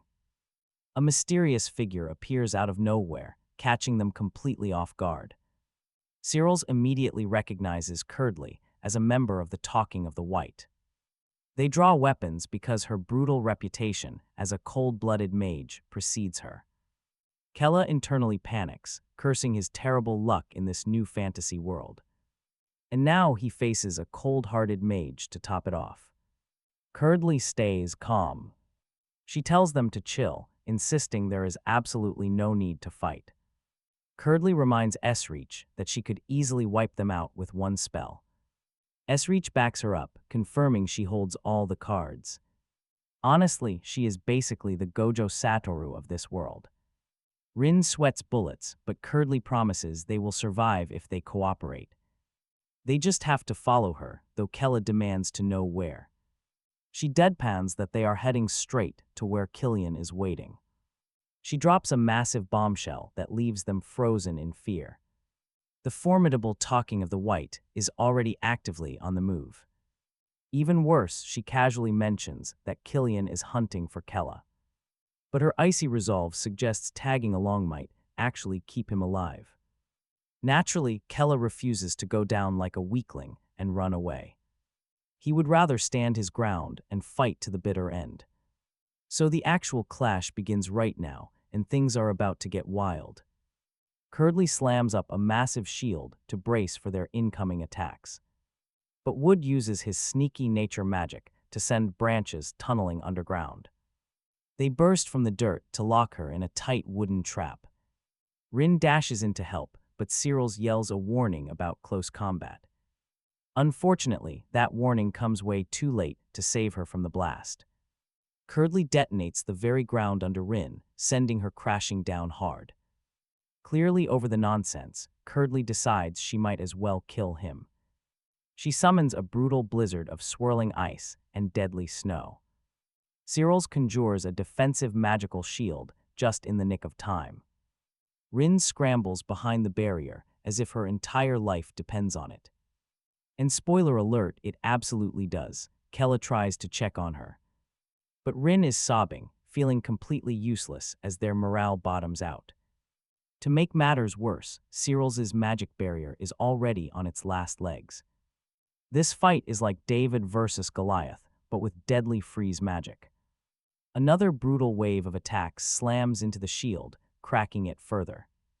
If this relentless assault keeps up, they are going to be toast. Kella's mind races, and he suddenly remembers the dark entity inside him. Desperate, he begins to channel its power despite the massive risk. His agonizing screams instantly catch the attention of the giant sleeping dragon. Nothing says trouble like shouting near a beast. Curdly senses something dark. She realizes this hellish energy only surfaces when Kella is pushed too far. In battle, that explains why she could not track him earlier. Kella strains to dive into his consciousness, but it is a total no-go, even with life and death on. The line, his mental gate won't budge, just as their shield shatters and Curdly's devastating attacks are about to obliterate them. A massive dragon steps in. Blocking every strike like some kind of casual bodyguard, the beast looks at them like they are old pals, completely unfazed by the magical chaos unfolding. Around them, a dragon protecting demons absolutely shocks Curdly, but she attacks anyway, refusing to back down. The beast easily blocks every strike and closes in on Kella, showing him memories of his mother spending time with him, memories that are tender but bittersweet. The dragon isn't just fighting, it is trying to make Kella feel the weight of those moments. Then As if to add to the confusion, the creature casually spits out his clairvoyant stone like a casual gift. Kella demands an explanation, but the dragon warns him there is no time for stories, urging him to hide his power. And run, Kella is too shocked to understand, but the beast tells him to hurry as it unleashes fire toward Curdly. She blocks it with a shield still, finding it bizarre that a dragon would help demons, knowing time is running out. Kella and his group escape to save themselves. Curdly admits the dragon is strong, and to prove it, the beast intensifies its blazing breath. Seeing this, Curdly decides to go all out, conjuring a massive magic circle in the sky and summoning a meteor, but she totally copied Jomli's homework on this one. The dragon watches the approaching meteor, thinking of Kella's mother one last time before the giant rock crashes down on it. Kella turns back and sees the dragon crushed. Curiously, Curdly approaches the fallen beast to peer into its memories before it dies. Suddenly, its body catches fire, warning the humans that they will deeply regret everything they have done. After turning to dust, Curdly notes that the dragon ended its own life, which gives Kella precious time to mask his presence and escape. It is a bit annoying for her, but she knows it won't change Kella's ultimate fate. He is destined to fall to the White Takens. Meanwhile, Kella and the others manage to escape Curdly safely, though they are utterly baffled by the dragon's sacrifice. Helping them, after unleashing his demonic powers like some kind of last resort hero, Kella explains he briefly dived into the dragon's memories and spotted his mother with the beast. Rin quickly points out that dragons and demons usually hate each other, demanding to know the real story. Kella agrees, admitting those memories felt incredibly bittersweet, like a sad song. When the crew learns about the mysterious clairvoyant stone he received, their minds completely short-circuit, trying to process the shocking news, leaving them absolutely baffled. Honestly, who could blame them? They were just saved by the legendary queen herself, no doubt about it. Meanwhile, Kella remains deeply obsessed with uncovering the truth behind his mother's connection to that dragon and the deep emotions he witnessed. Without wasting another second, Kella hands the powerful stone over to Wood. Even Sitches nods in agreement, knowing the Taken are closing in. Wood wonders if he is worthy of this rare treasure, but Kella bluntly tells him to use it. Since no one else needs it, Wood swallows the mysterious stone without hesitation. His body immediately reacts, triggering an incredibly violent, agonizing physical transformation. Crimson floods his eyes as the ancient dragon's painful memories finally begin unfolding. His past was a pure living nightmare, serving as a cruel lab experiment. Humans treated him like a completely disposable plaything, slicing him wide open for their twisted experiments. Generations of torment passed by, and they showed absolutely zero mercy. Whenever he drifted close to death, they patched him up to torment him again. Centuries of continuous torment completely broke his mind, forcing him to totally disconnect from his life. Delusional humans actually celebrated, foolishly thinking they had won when he went quiet. He simply stopped crying under their horrific abuse, as his fragile mind had completely shut down. Just then Turk Caldoon, the most terrifying demon king imaginable, arrived. This sudden chaos caused the secret laboratory to collapse. This disaster finally freed the dragon, who tasted sweet liberty at last. He flew across the vast skies, desperate to warn his fellow dragons about cruel human nature. He even proposed aligning with demons, but absolutely no one believed him. They had absolutely no idea that the humans were merely playing a dirty game. Humans secretly dissected those dragons to steal their ancient magic. His heavy warnings only angered them, as they were already fighting the demons. They refused to switch sides, leaving him completely abandoned by everyone. They outright refused to ever betray their allies, leaving him as the ultimate lone outcast. Shunned by humans, demons, and his own species, he spiraled into deep despair. He fell into a crisis, questioning his purpose. He belonged nowhere, so he retreated into endless, lonely isolation. He waited in the dark to die until he met Karisti. She was just a helpless little girl, crying her heart out while desperately clinging to him. She kept calling this massive beast her mother, leaving him utterly and completely bewildered. He tried explaining he was no motherly figure, but looking at her tearful face changed everything. Through all the confusion, a sudden realization hit him deep inside. He had finally found his true reason for being born. Karisti, the child who suddenly found him, carried a dark, grim, and incredibly painful past. While humans tortured the dragon, it was demons who tormented this little girl. They put her through sick tests, run by a sinister demon faction. This hostile, independent group was known as Tarsika. They had successfully cracked the secret of dragon magic through human-like research. They wanted to enslave all dragons the moment Karisti hatched from. Her egg, Tarsika snatched her for testing. She had the greatest magical potential of any subject they held. She could effortlessly cast complex transformation magic from the very beginning. This made her their ultimate research target, but she eventually reached her absolute breaking point. Unable to take the abuse anymore, she made a desperate run for it. She secretly developed teleportation magic all on her own to escape. The little girl wandered completely lost and alone until destiny finally brought her to the dragon. Their shared, agonizing pasts bonded them together, making it impossible to walk away. He taught her to call him master, making it clear he was not her mother, though she was still thrilled. She called him master because it sounded like mother, but the dragon hated that bitter nickname. Even so, he became her mentor from that very moment. He taught her how the world worked, dragon lore, and his own vast magic. The years flew by, a stark contrast to his dark and agonizing past. Back then, each miserable moment had crawled by in unbearable slow motion. Out of nowhere, he thanked her, happy just to watch her grow day by day. Sharing those quiet, precious moments brought him a joy beyond words. All the pain he suffered before seemed like nothing compared to this life. They built a beautiful life together, but tragedy struck when they least expected. One morning, his mind went blank, leaving him unable to recognize her form. Terror gripped Karisti as the confused dragon suddenly lunged and attacked her. He only wanted to stay by her side, but his body was failing. Years of experiments had shortened his lifespan, and now he was crumbling fast.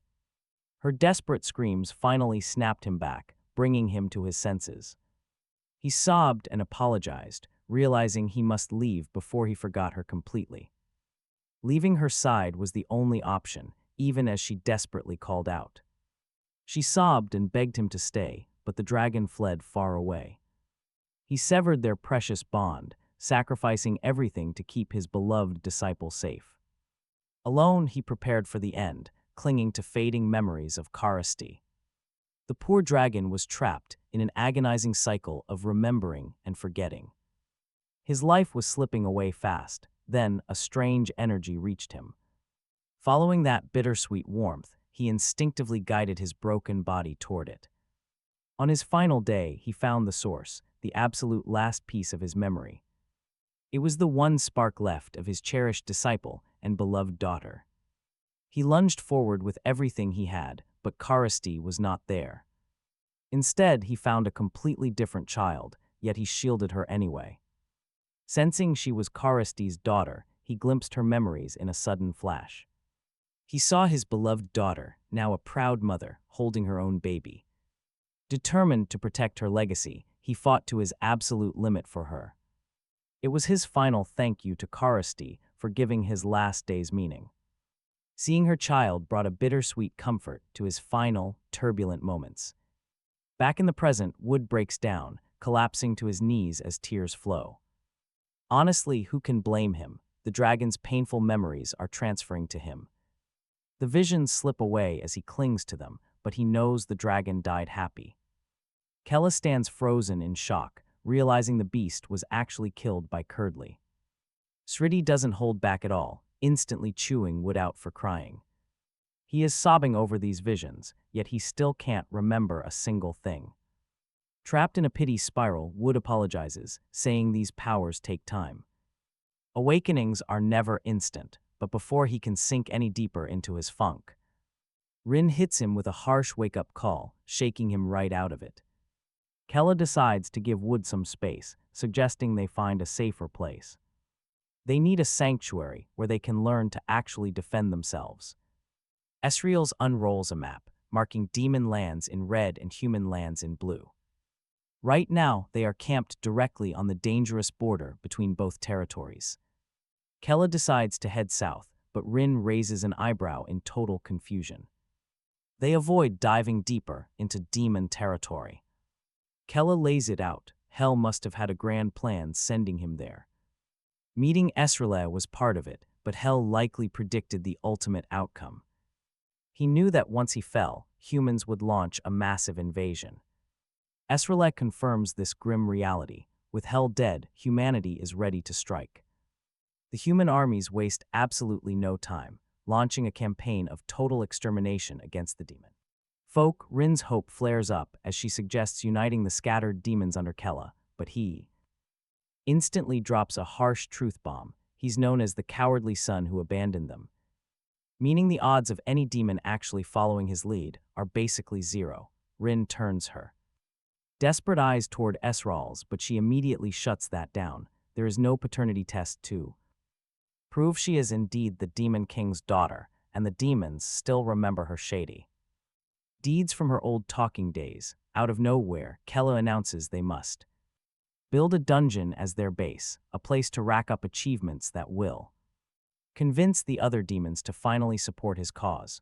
The crew immediately buys in, hyped to win over the demon race through sheer merit and crown Kella as their next supreme leader. Kella plays it cool, reminding everyone that they first must establish a solid position and outline a long-term plan. The group is pumped, completely unaware this strategy is just a temporary distraction on Kella's part. He's got the allies, but he's also pursued by some insanely dangerous enemies. Fighting Talkin of the White right now is pure suicide, making solid intel his absolute highest priority. Having spent some time here, Kella has noticed that this fantasy world operates on some very familiar game-like mechanics. If a real link exists between this place and his former life, he will exploit his status, utilizing his old gamer knowledge to craft a flawless survival plan. He is determined to never die in vain again. Meanwhile, desperate demons beg for their lives. But the ruthless human soldiers show zero mercy, though the demons have fully surrendered. Talkin of the White keeps butchering them like helpless beasts at a slaughterhouse. Nearby, Kalka informs her captain that the enemy force is completely broken, but finds Killian locked in a tense discussion with Curdley. She quickly updates him on the dragon's location, explaining that her scout butterflies are keeping a close watch. Killian theorizes that Kella will avoid entering the demon territory if it is completely engulfed in flames. Instead, he plans to ambush him right where Curdley first met him. Audrea argues they should finish off the surviving demons here first. But Killian insists that the demons can wait. His absolute priority is hunting down Kella, wiping out the bloodline that destroyed his brother. But later, as they travel south on Unicorns, Kella suddenly gets a cold chill, but the others dismiss it as a simple draft. Kella notes that Talkin hasn't followed them since they left, and he silently prays that peace lasts until he can complete his final preparations. But suddenly, the noble unicorns halt in their tracks. Wood explains that they absolutely refuse to take another step forward, sensing something terrifying ahead. It is a clear warning that whatever awaits them in the wild is extremely dangerous. But actually, the unicorns are just throwing a massive fit because the local climate is totally ruined. They are complete and utter divas about their environment. Left with no choice, the group decides to release them, and Wood gives them a warm, emotional send-off, letting them head home in peace. Honestly, the freezing weather here is harsh enough to freeze both humans and demons solid, which is precisely why Kella selected this exact destination. As the beasts run off, those scouting butterflies suddenly cross Paths with them, Curdly instantly suspects something. After all, they are escaping a freezing wasteland, and there are exactly 4 of them. This is no random coincidence. Eventually, Kella and his crew reach the coast and spot an island. Kella immediately asks if any dangerous beasts live there, but Wood warns him that the area. His abilities only track natural life, meaning he cannot detect any movement. But then Shrills spots some boats nearby, letting them cross over to the island. It is pretty close to the shore, but the waves and wind are brutal. Still, the open view makes it incredibly easy to spot any unwanted visitors. Once they land, they find a massive entrance leading into the main area.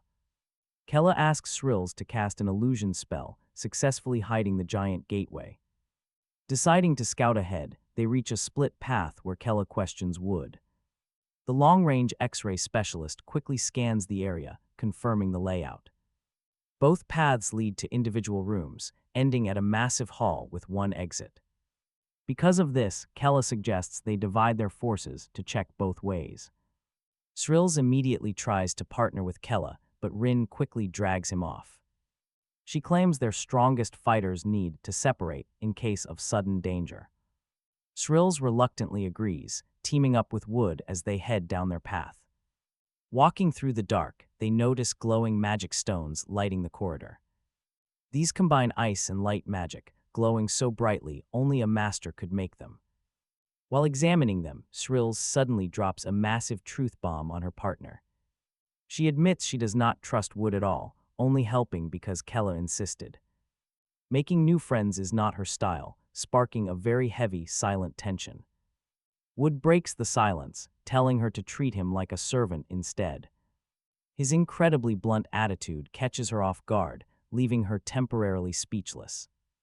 Now she is completely certain that she cannot stand this guy at all.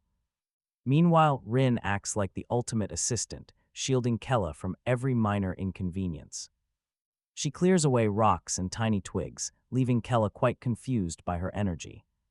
Suddenly, a weak little slime hops into view, making Kella incredibly excited. He has only ever seen these creatures in games, dying to touch one. But before he can reach out, bam, Rin obliterates the poor creature. She completely wipes it out right there. She looks back, begging for praise. Despite his disappointment over the slime, Kella reluctantly pats her head, offering some soft praise. This instantly boosts her morale, but her shouting triggers trouble. Suddenly, a stone wall collapses, and a massive golem towers right over them. Seeing the giant, Kella orders Rin to step back, but she refuses immediately. She declares she will handle it, while nearby, Shrills finds a pricey necklace. She quickly slips it on, clearly hoping for some sort of reaction. But her partner, the cold and stone-faced Wood, remains completely unimpressed. This leaves her utterly defeated, making her seriously miss Rin. She really wishes she had some positive energy right about now. It is clear they both absolutely hate being paired up together. Meanwhile, Rin keeps punching the golem with everything she has got. But her physical attacks do nothing, and the monster easily swats her away. She crashes hard, coughing up blood as Kella warns her to stop. He tells her she cannot win without real weapons, but she refuses. Every strike ends in disaster, forcing Kella to ask why she is trying so hard. Rin drops a heartbreaking reason, remembering when she first entered the Demon King's castle as an attendant, and how Kella declared that he wanted to be her friend instead, but the Demon King obviously refused, so Kella had no choice but to bind her with a servant contract, crying and apologizing. Rin actually thanked him, finally feeling seen and acknowledged as a real person. She swore to support his dream. Her goal was to work hard, but Kella turned out to be a total crybaby. He was a complete coward, constantly teetering on the edge of death because of his siblings. The crying never stopped, and even when Rin acted cold and strict to toughen him up, nothing changed. Because she was associated with him, she got completely ignored. Other attendants constantly bullied her, forcing her to eat the scraps of Tarm's failed experiments, and she even got splashed with molten lava. She slept alone in the stables, tormented by others for things she never did. Safety was a distant luxury, and her growing resentment soon turned into pure hatred for Kella. Their contract meant if Kella died, she died too, so she planned to end both their lives. But his insane recovery powers kept him breathing, meaning her assassination attempts failed completely. She couldn't even die when she wanted to. Kella kept sobbing and apologizing. Still, she gritted her teeth, gave up on hope, and lived like a walking corpse. And trust me, overnight, he completely changed. This Kella feels like the true heir of the great Demon King, making Rin feel like a burden. She realizes that if she keeps getting in his way, she has no right to stay. With that resolve, she somehow blocks the giant golem mid-attack, spilling her heart out. Tears stream down her face as she admits she is absolutely terrified of him abandoning her. But before she can move, the golem suddenly springs back to life right behind her. Before she can react, Kella unleashes a devastating punch, shattering the beast. He pulls Rin close, reminding her of every single time she risked her life for him. She protected him in his darkest hours, so he would never dream of leaving her behind. He basically makes a shoujo manga promise, vowing never to let her go even if she runs. Rin breaks down crying in his arms, unable to hold back her tears any longer. Carrying all her memories with the old Kella, he completely understands her pain. Still, for the sake of their future, he knows he has to make Rin strong. He will turn her into the ultimate attendant. Meanwhile, Serals and Wood reach the first chamber, which is packed to the brim with glittering gold and jewelry. Without hesitation, Serals starts putting on the bling, clearly wanting to show off. Wood immediately calls her out on it, but she flatly refuses to share any treasure. The guy even questions whether she is genuinely this clueless or just putting on an act. Before his warning even registers, the glittering bracelets suddenly clamp shut. They bind her wrists like heavy handcuffs, while the necklace tightens into a choking collar. Too late, Serals realizes she has been trapped by a devious treasure spider. Wood admits he sensed something highly suspicious about the jewelry from the start, but Serals instantly blames him for not stopping her, demanding that he step in to save her. Wood calmly explains he figured she had a brilliant plan and was just waiting to watch. Too proud to admit she completely let her guard down, Serals struggles to summon her staff. With her magic locked away, she has absolutely no choice but to trust him. She hilariously claims she got caught on purpose, just to test his true strength. Pointing out that the bracelet is connected to a web, wanting to see what Wood does next. Wood does not waste any time, rushing forward to break the trap as Serals. Wood yells that physical attacks won't work. The treasure spider conjures a magic barrier around everything stuck to its web, before Wood can plan his next move. The monster vomits a stream of burning acid. Wood barely dodges while carrying Serals. But since they are trapped inside a rootless stone cave, they are completely cornered. Serals snaps at him to do something because she is entirely useless right now. Another acid blast comes flying. Wood dodges but loses his balance, giving the monster a clean shot. Webbing flies out, gluing Serals flat against the cave wall. Where she was already trapped by the magic barrier, the spider lunges to sting her.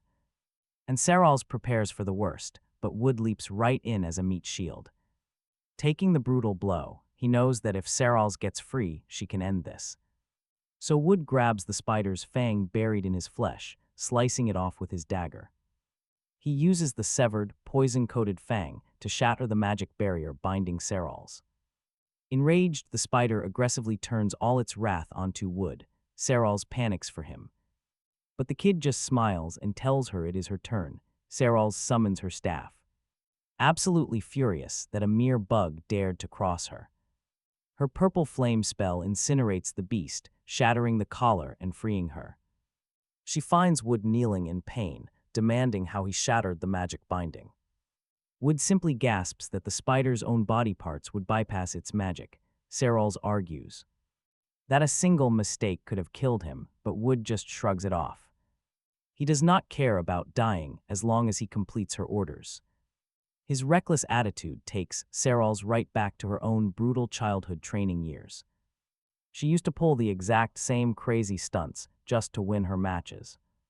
Her mentor warned her she would die, but she only cared about finishing the fight. Her instructor called her stubborn, but she still passed. She fought tooth and nail, now Wood's blank face hides that exact same burning drive, since he risked his life for her. Serals drops the good news, he finally passed her test. He is a teammate now, her first command, do not die. Wood looks like he just won a medal, making Serals feel oddly proud. Soon the two split groups reunite in the final chamber, immediately checking on each other. Serals instantly grabs hold of Rin, while Kella runs over to check Wood. Both leaders start bickering, blaming each other for letting their weaker teammates get hurt. It is classic finger-pointing drama that feels straight out of a reality show. As they swap stories, Serals points out how incredibly unusual it is to find a golem and a treasure spider living together in the same cave, but before they can investigate further, Serals casts a quick healing spell on the injured. Meanwhile, Kella starts pointing out how the ancient architecture resembles the Demon Lord's dark palace, but what truly worries him is the massive statue towering overhead. Right at its massive stone feet sits a classic glowing treasure chest, Rin's eyes instantly spark with excitement, and it seems Serals has not learned her lesson either. The greedy duo immediately sprints straight toward the chest. Suddenly, the statue's eyes glow bright red, forcing Kella to yell a warning while shooting down a laser attack using his fast mana arrows. Serals and Rin gasp, realizing the treasure was a trap all along. Kella sighs that it was painfully obvious. The giant statue fires endless lasers. Rin desperately wants to help. Kella insists they recover first. Rin tries to object, loudly. But Wood follows orders. Rin is furious. Still, Wood explains his reasoning. Esralet told him not to die easily, so healing is his focus. For once, Rin cannot argue. She stays put to recover alongside him. Kella suddenly attacks the stone statue, but a powerful magical shield appears. This barrier blocks everything. Even Esralet's fireballs are completely useless. She is surprised. The statue uses both defense and offense magic. A high-level mage preloaded the spells, or someone is actively casting. Kella turns to Wood. He confirms the stone structure is actually hollow. Someone might be hiding inside, but they must shatter that barrier first. While they weigh their options, several massive golems suddenly emerge. These stone beasts are far stronger than the one from before. Worse still, a giant treasure spider drops down from the high ceiling. Honestly, the previous one looks like a baby next to this monster. Sizzles tries her purple torch trick again. It completely fails. She dodges.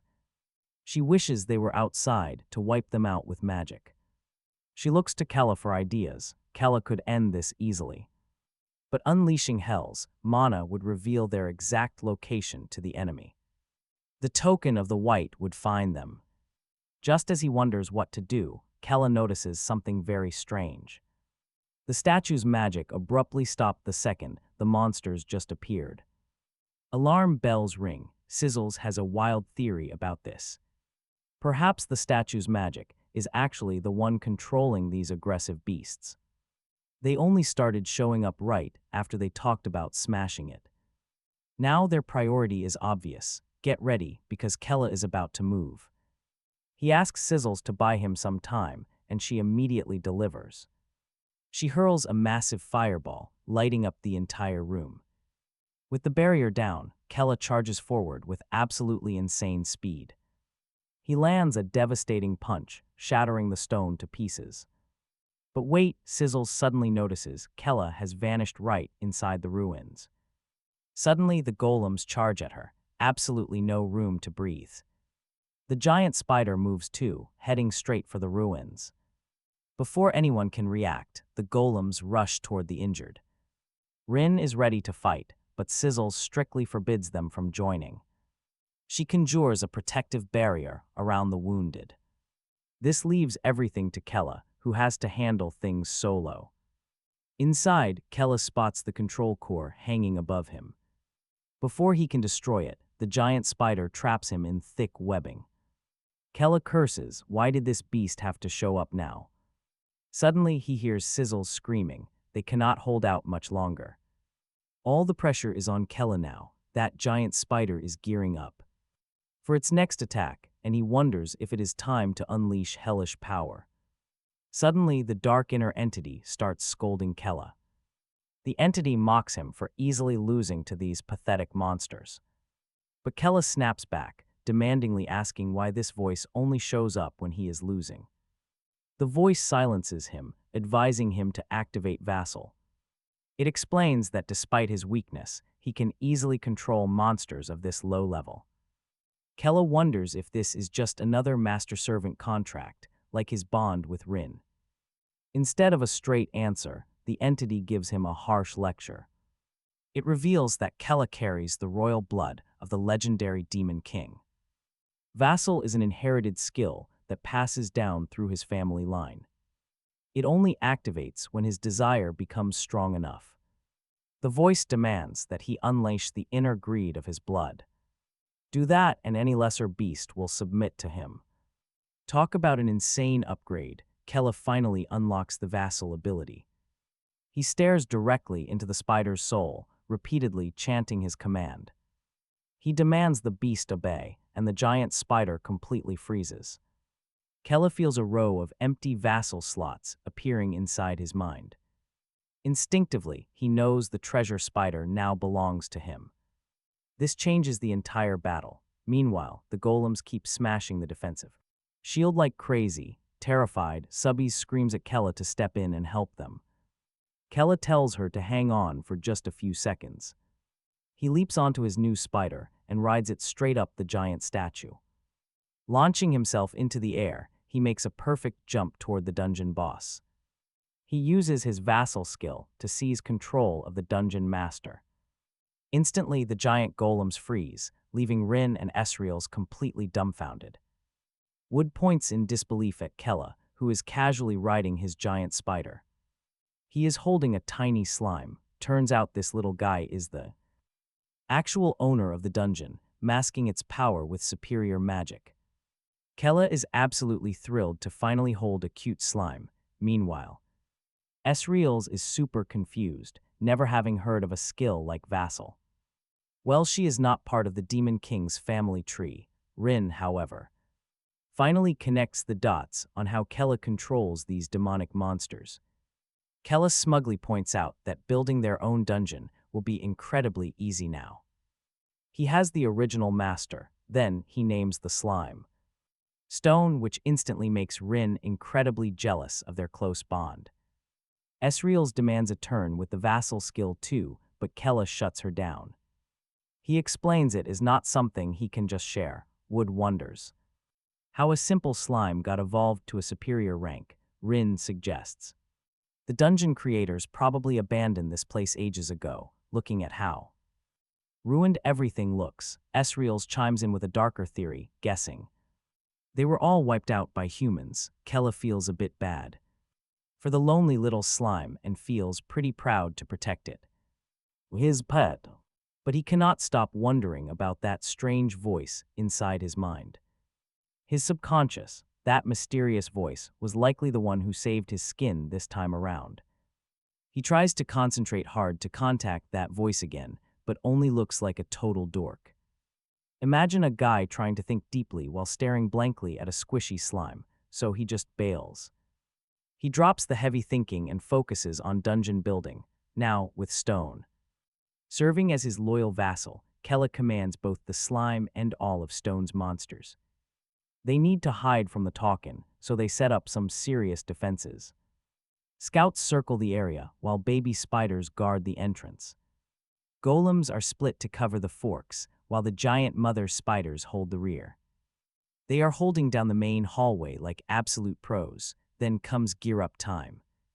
They pull powerful weapons from a chest resting right beside the stone statue. Rin looks skeptical of her new dagger, but Serals explains how the weapon works. It actually boosts her demonic power, making her bare fists look like complete amateur hour. Rin gets hyped, dreaming of training hard to protect Kella from their enemies. She wants to be a hero. Meanwhile, Wood picks a simple wooden shield. He blabbers about nature, energy, and moisture. Classic elf behavior, honestly. Kella just sighs. He lets Wood have his moment since elves have their own weird senses. Serals chooses a plain grimoire that likely holds some terrifying magic when it is Kella's turn. To choose a blade, Serals points out the one carrying the strongest demonic power. But Kella wants the one she calls weak. Why? Because it looks exactly like his old gaming sword. Nostalgia hits harder than a truck. After gearing up, they pull out Kella's map to start crafting the dungeon. The land is completely barren, leaving them with cheap materials like dirt and stone. But combining Wood's building skills and Seral's magic, they manage. They build a dungeon that perfectly blends Earth Demon style with Arcel. It is rough and far from fancy, but it is their very first creation, built directly from Kella's blueprint, the first and maybe the last. Kella keeps Stone locked in a cage like a pet bird, but the slime is surprisingly chill about it. He figures life should be quiet from now on. They keep the talkin' out of their hair. Naturally, he instantly jinxes it. Curdly's spy butterflies have already sniffed out this place.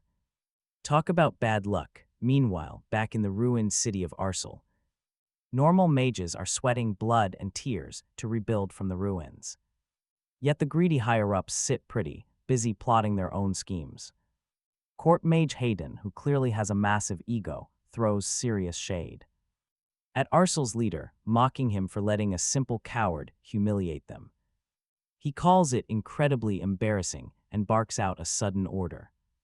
They must summon their strongest elemental mages immediately. Then Hayden demands the special enhancement stones blessed directly by the king. But the leader hesitates to deploy Arcel's forces since the White Talkin' is already on the move. Hayden does not care about that though. He demands that Arcel's mages hunt down Kella first to save face. They need to wipe this embarrassing stain off their name. The leader worries about the dangerous side effects of the stones, but Hayden snaps. He straight up attacks the leader, reminding him who runs things here. Without him, Arcel would be nothing. The leader is forced to back down.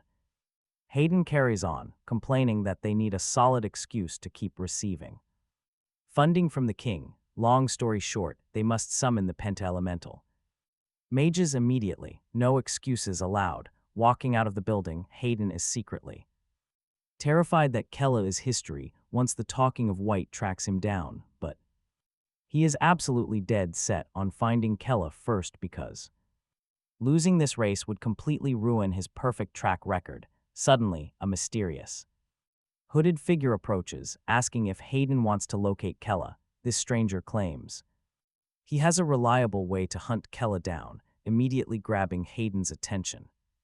Honestly, who would turn down a quick fix for their biggest headache? Meanwhile, Kella is busy bragging about his overly fancy throne, but Rin is quick to remind him it is fitting for a future Demon King, their biggest issue.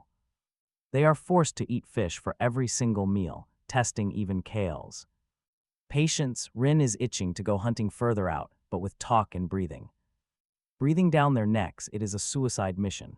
Deep down, Kale is so tired of this endless seafood diet, he is probably dreaming of a juicy burger.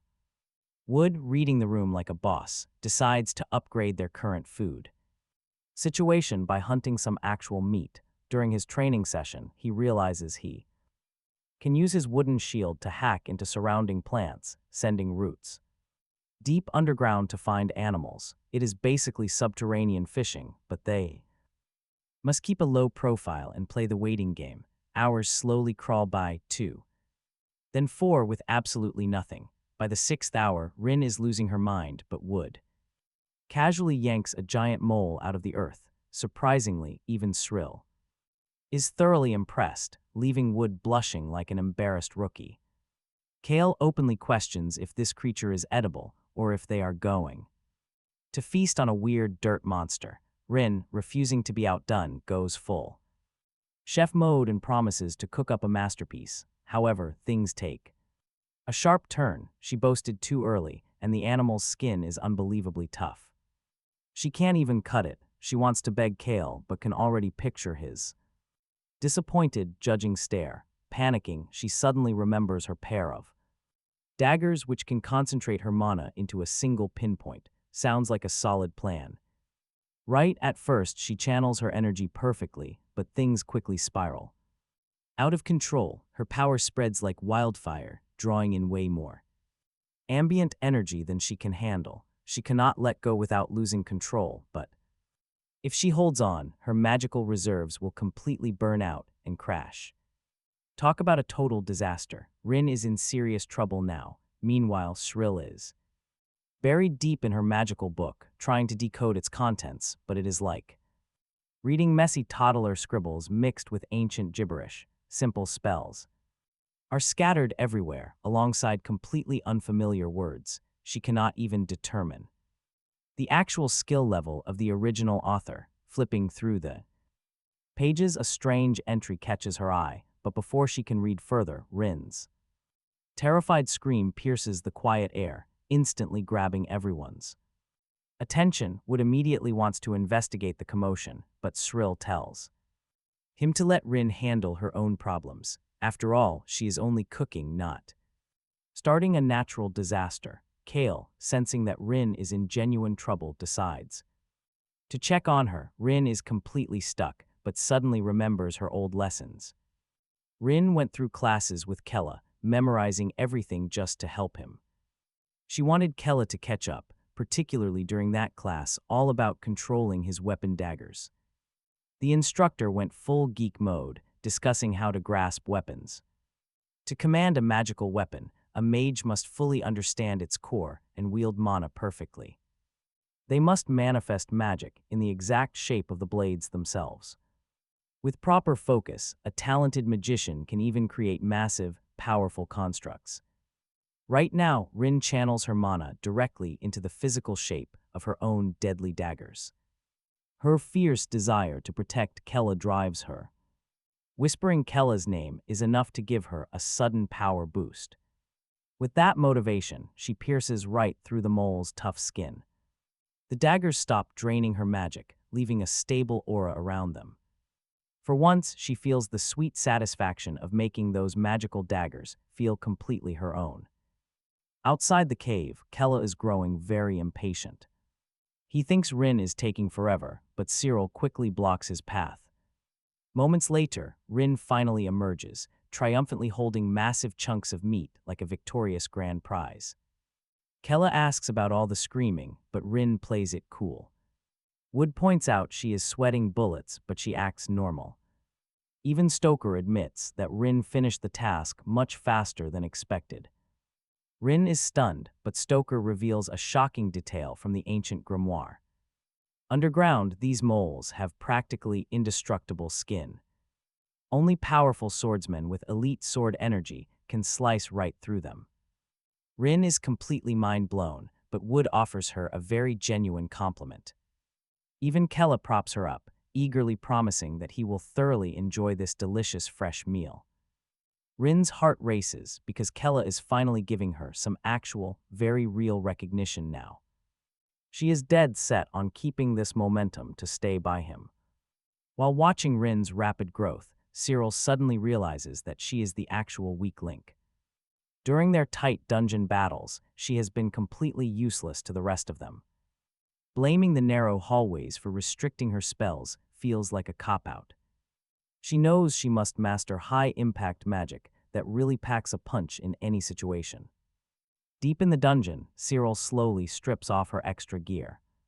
She starts training intensely because Helen trusted Kella entirely to her own personal, very protective care.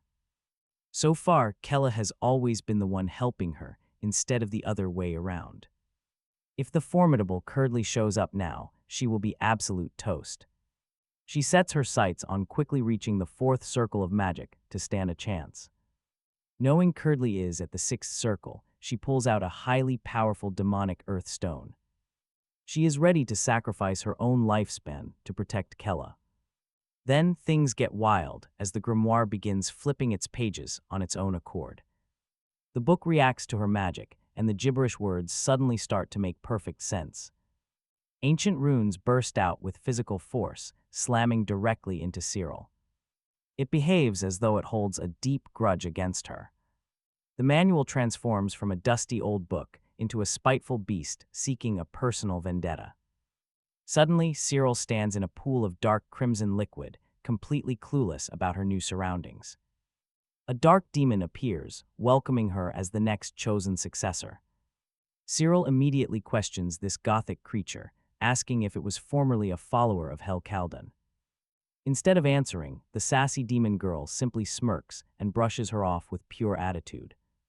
She reveals she served the flamboyant, chaotic Turk Caldoon instead, leaving Cyril completely shocked.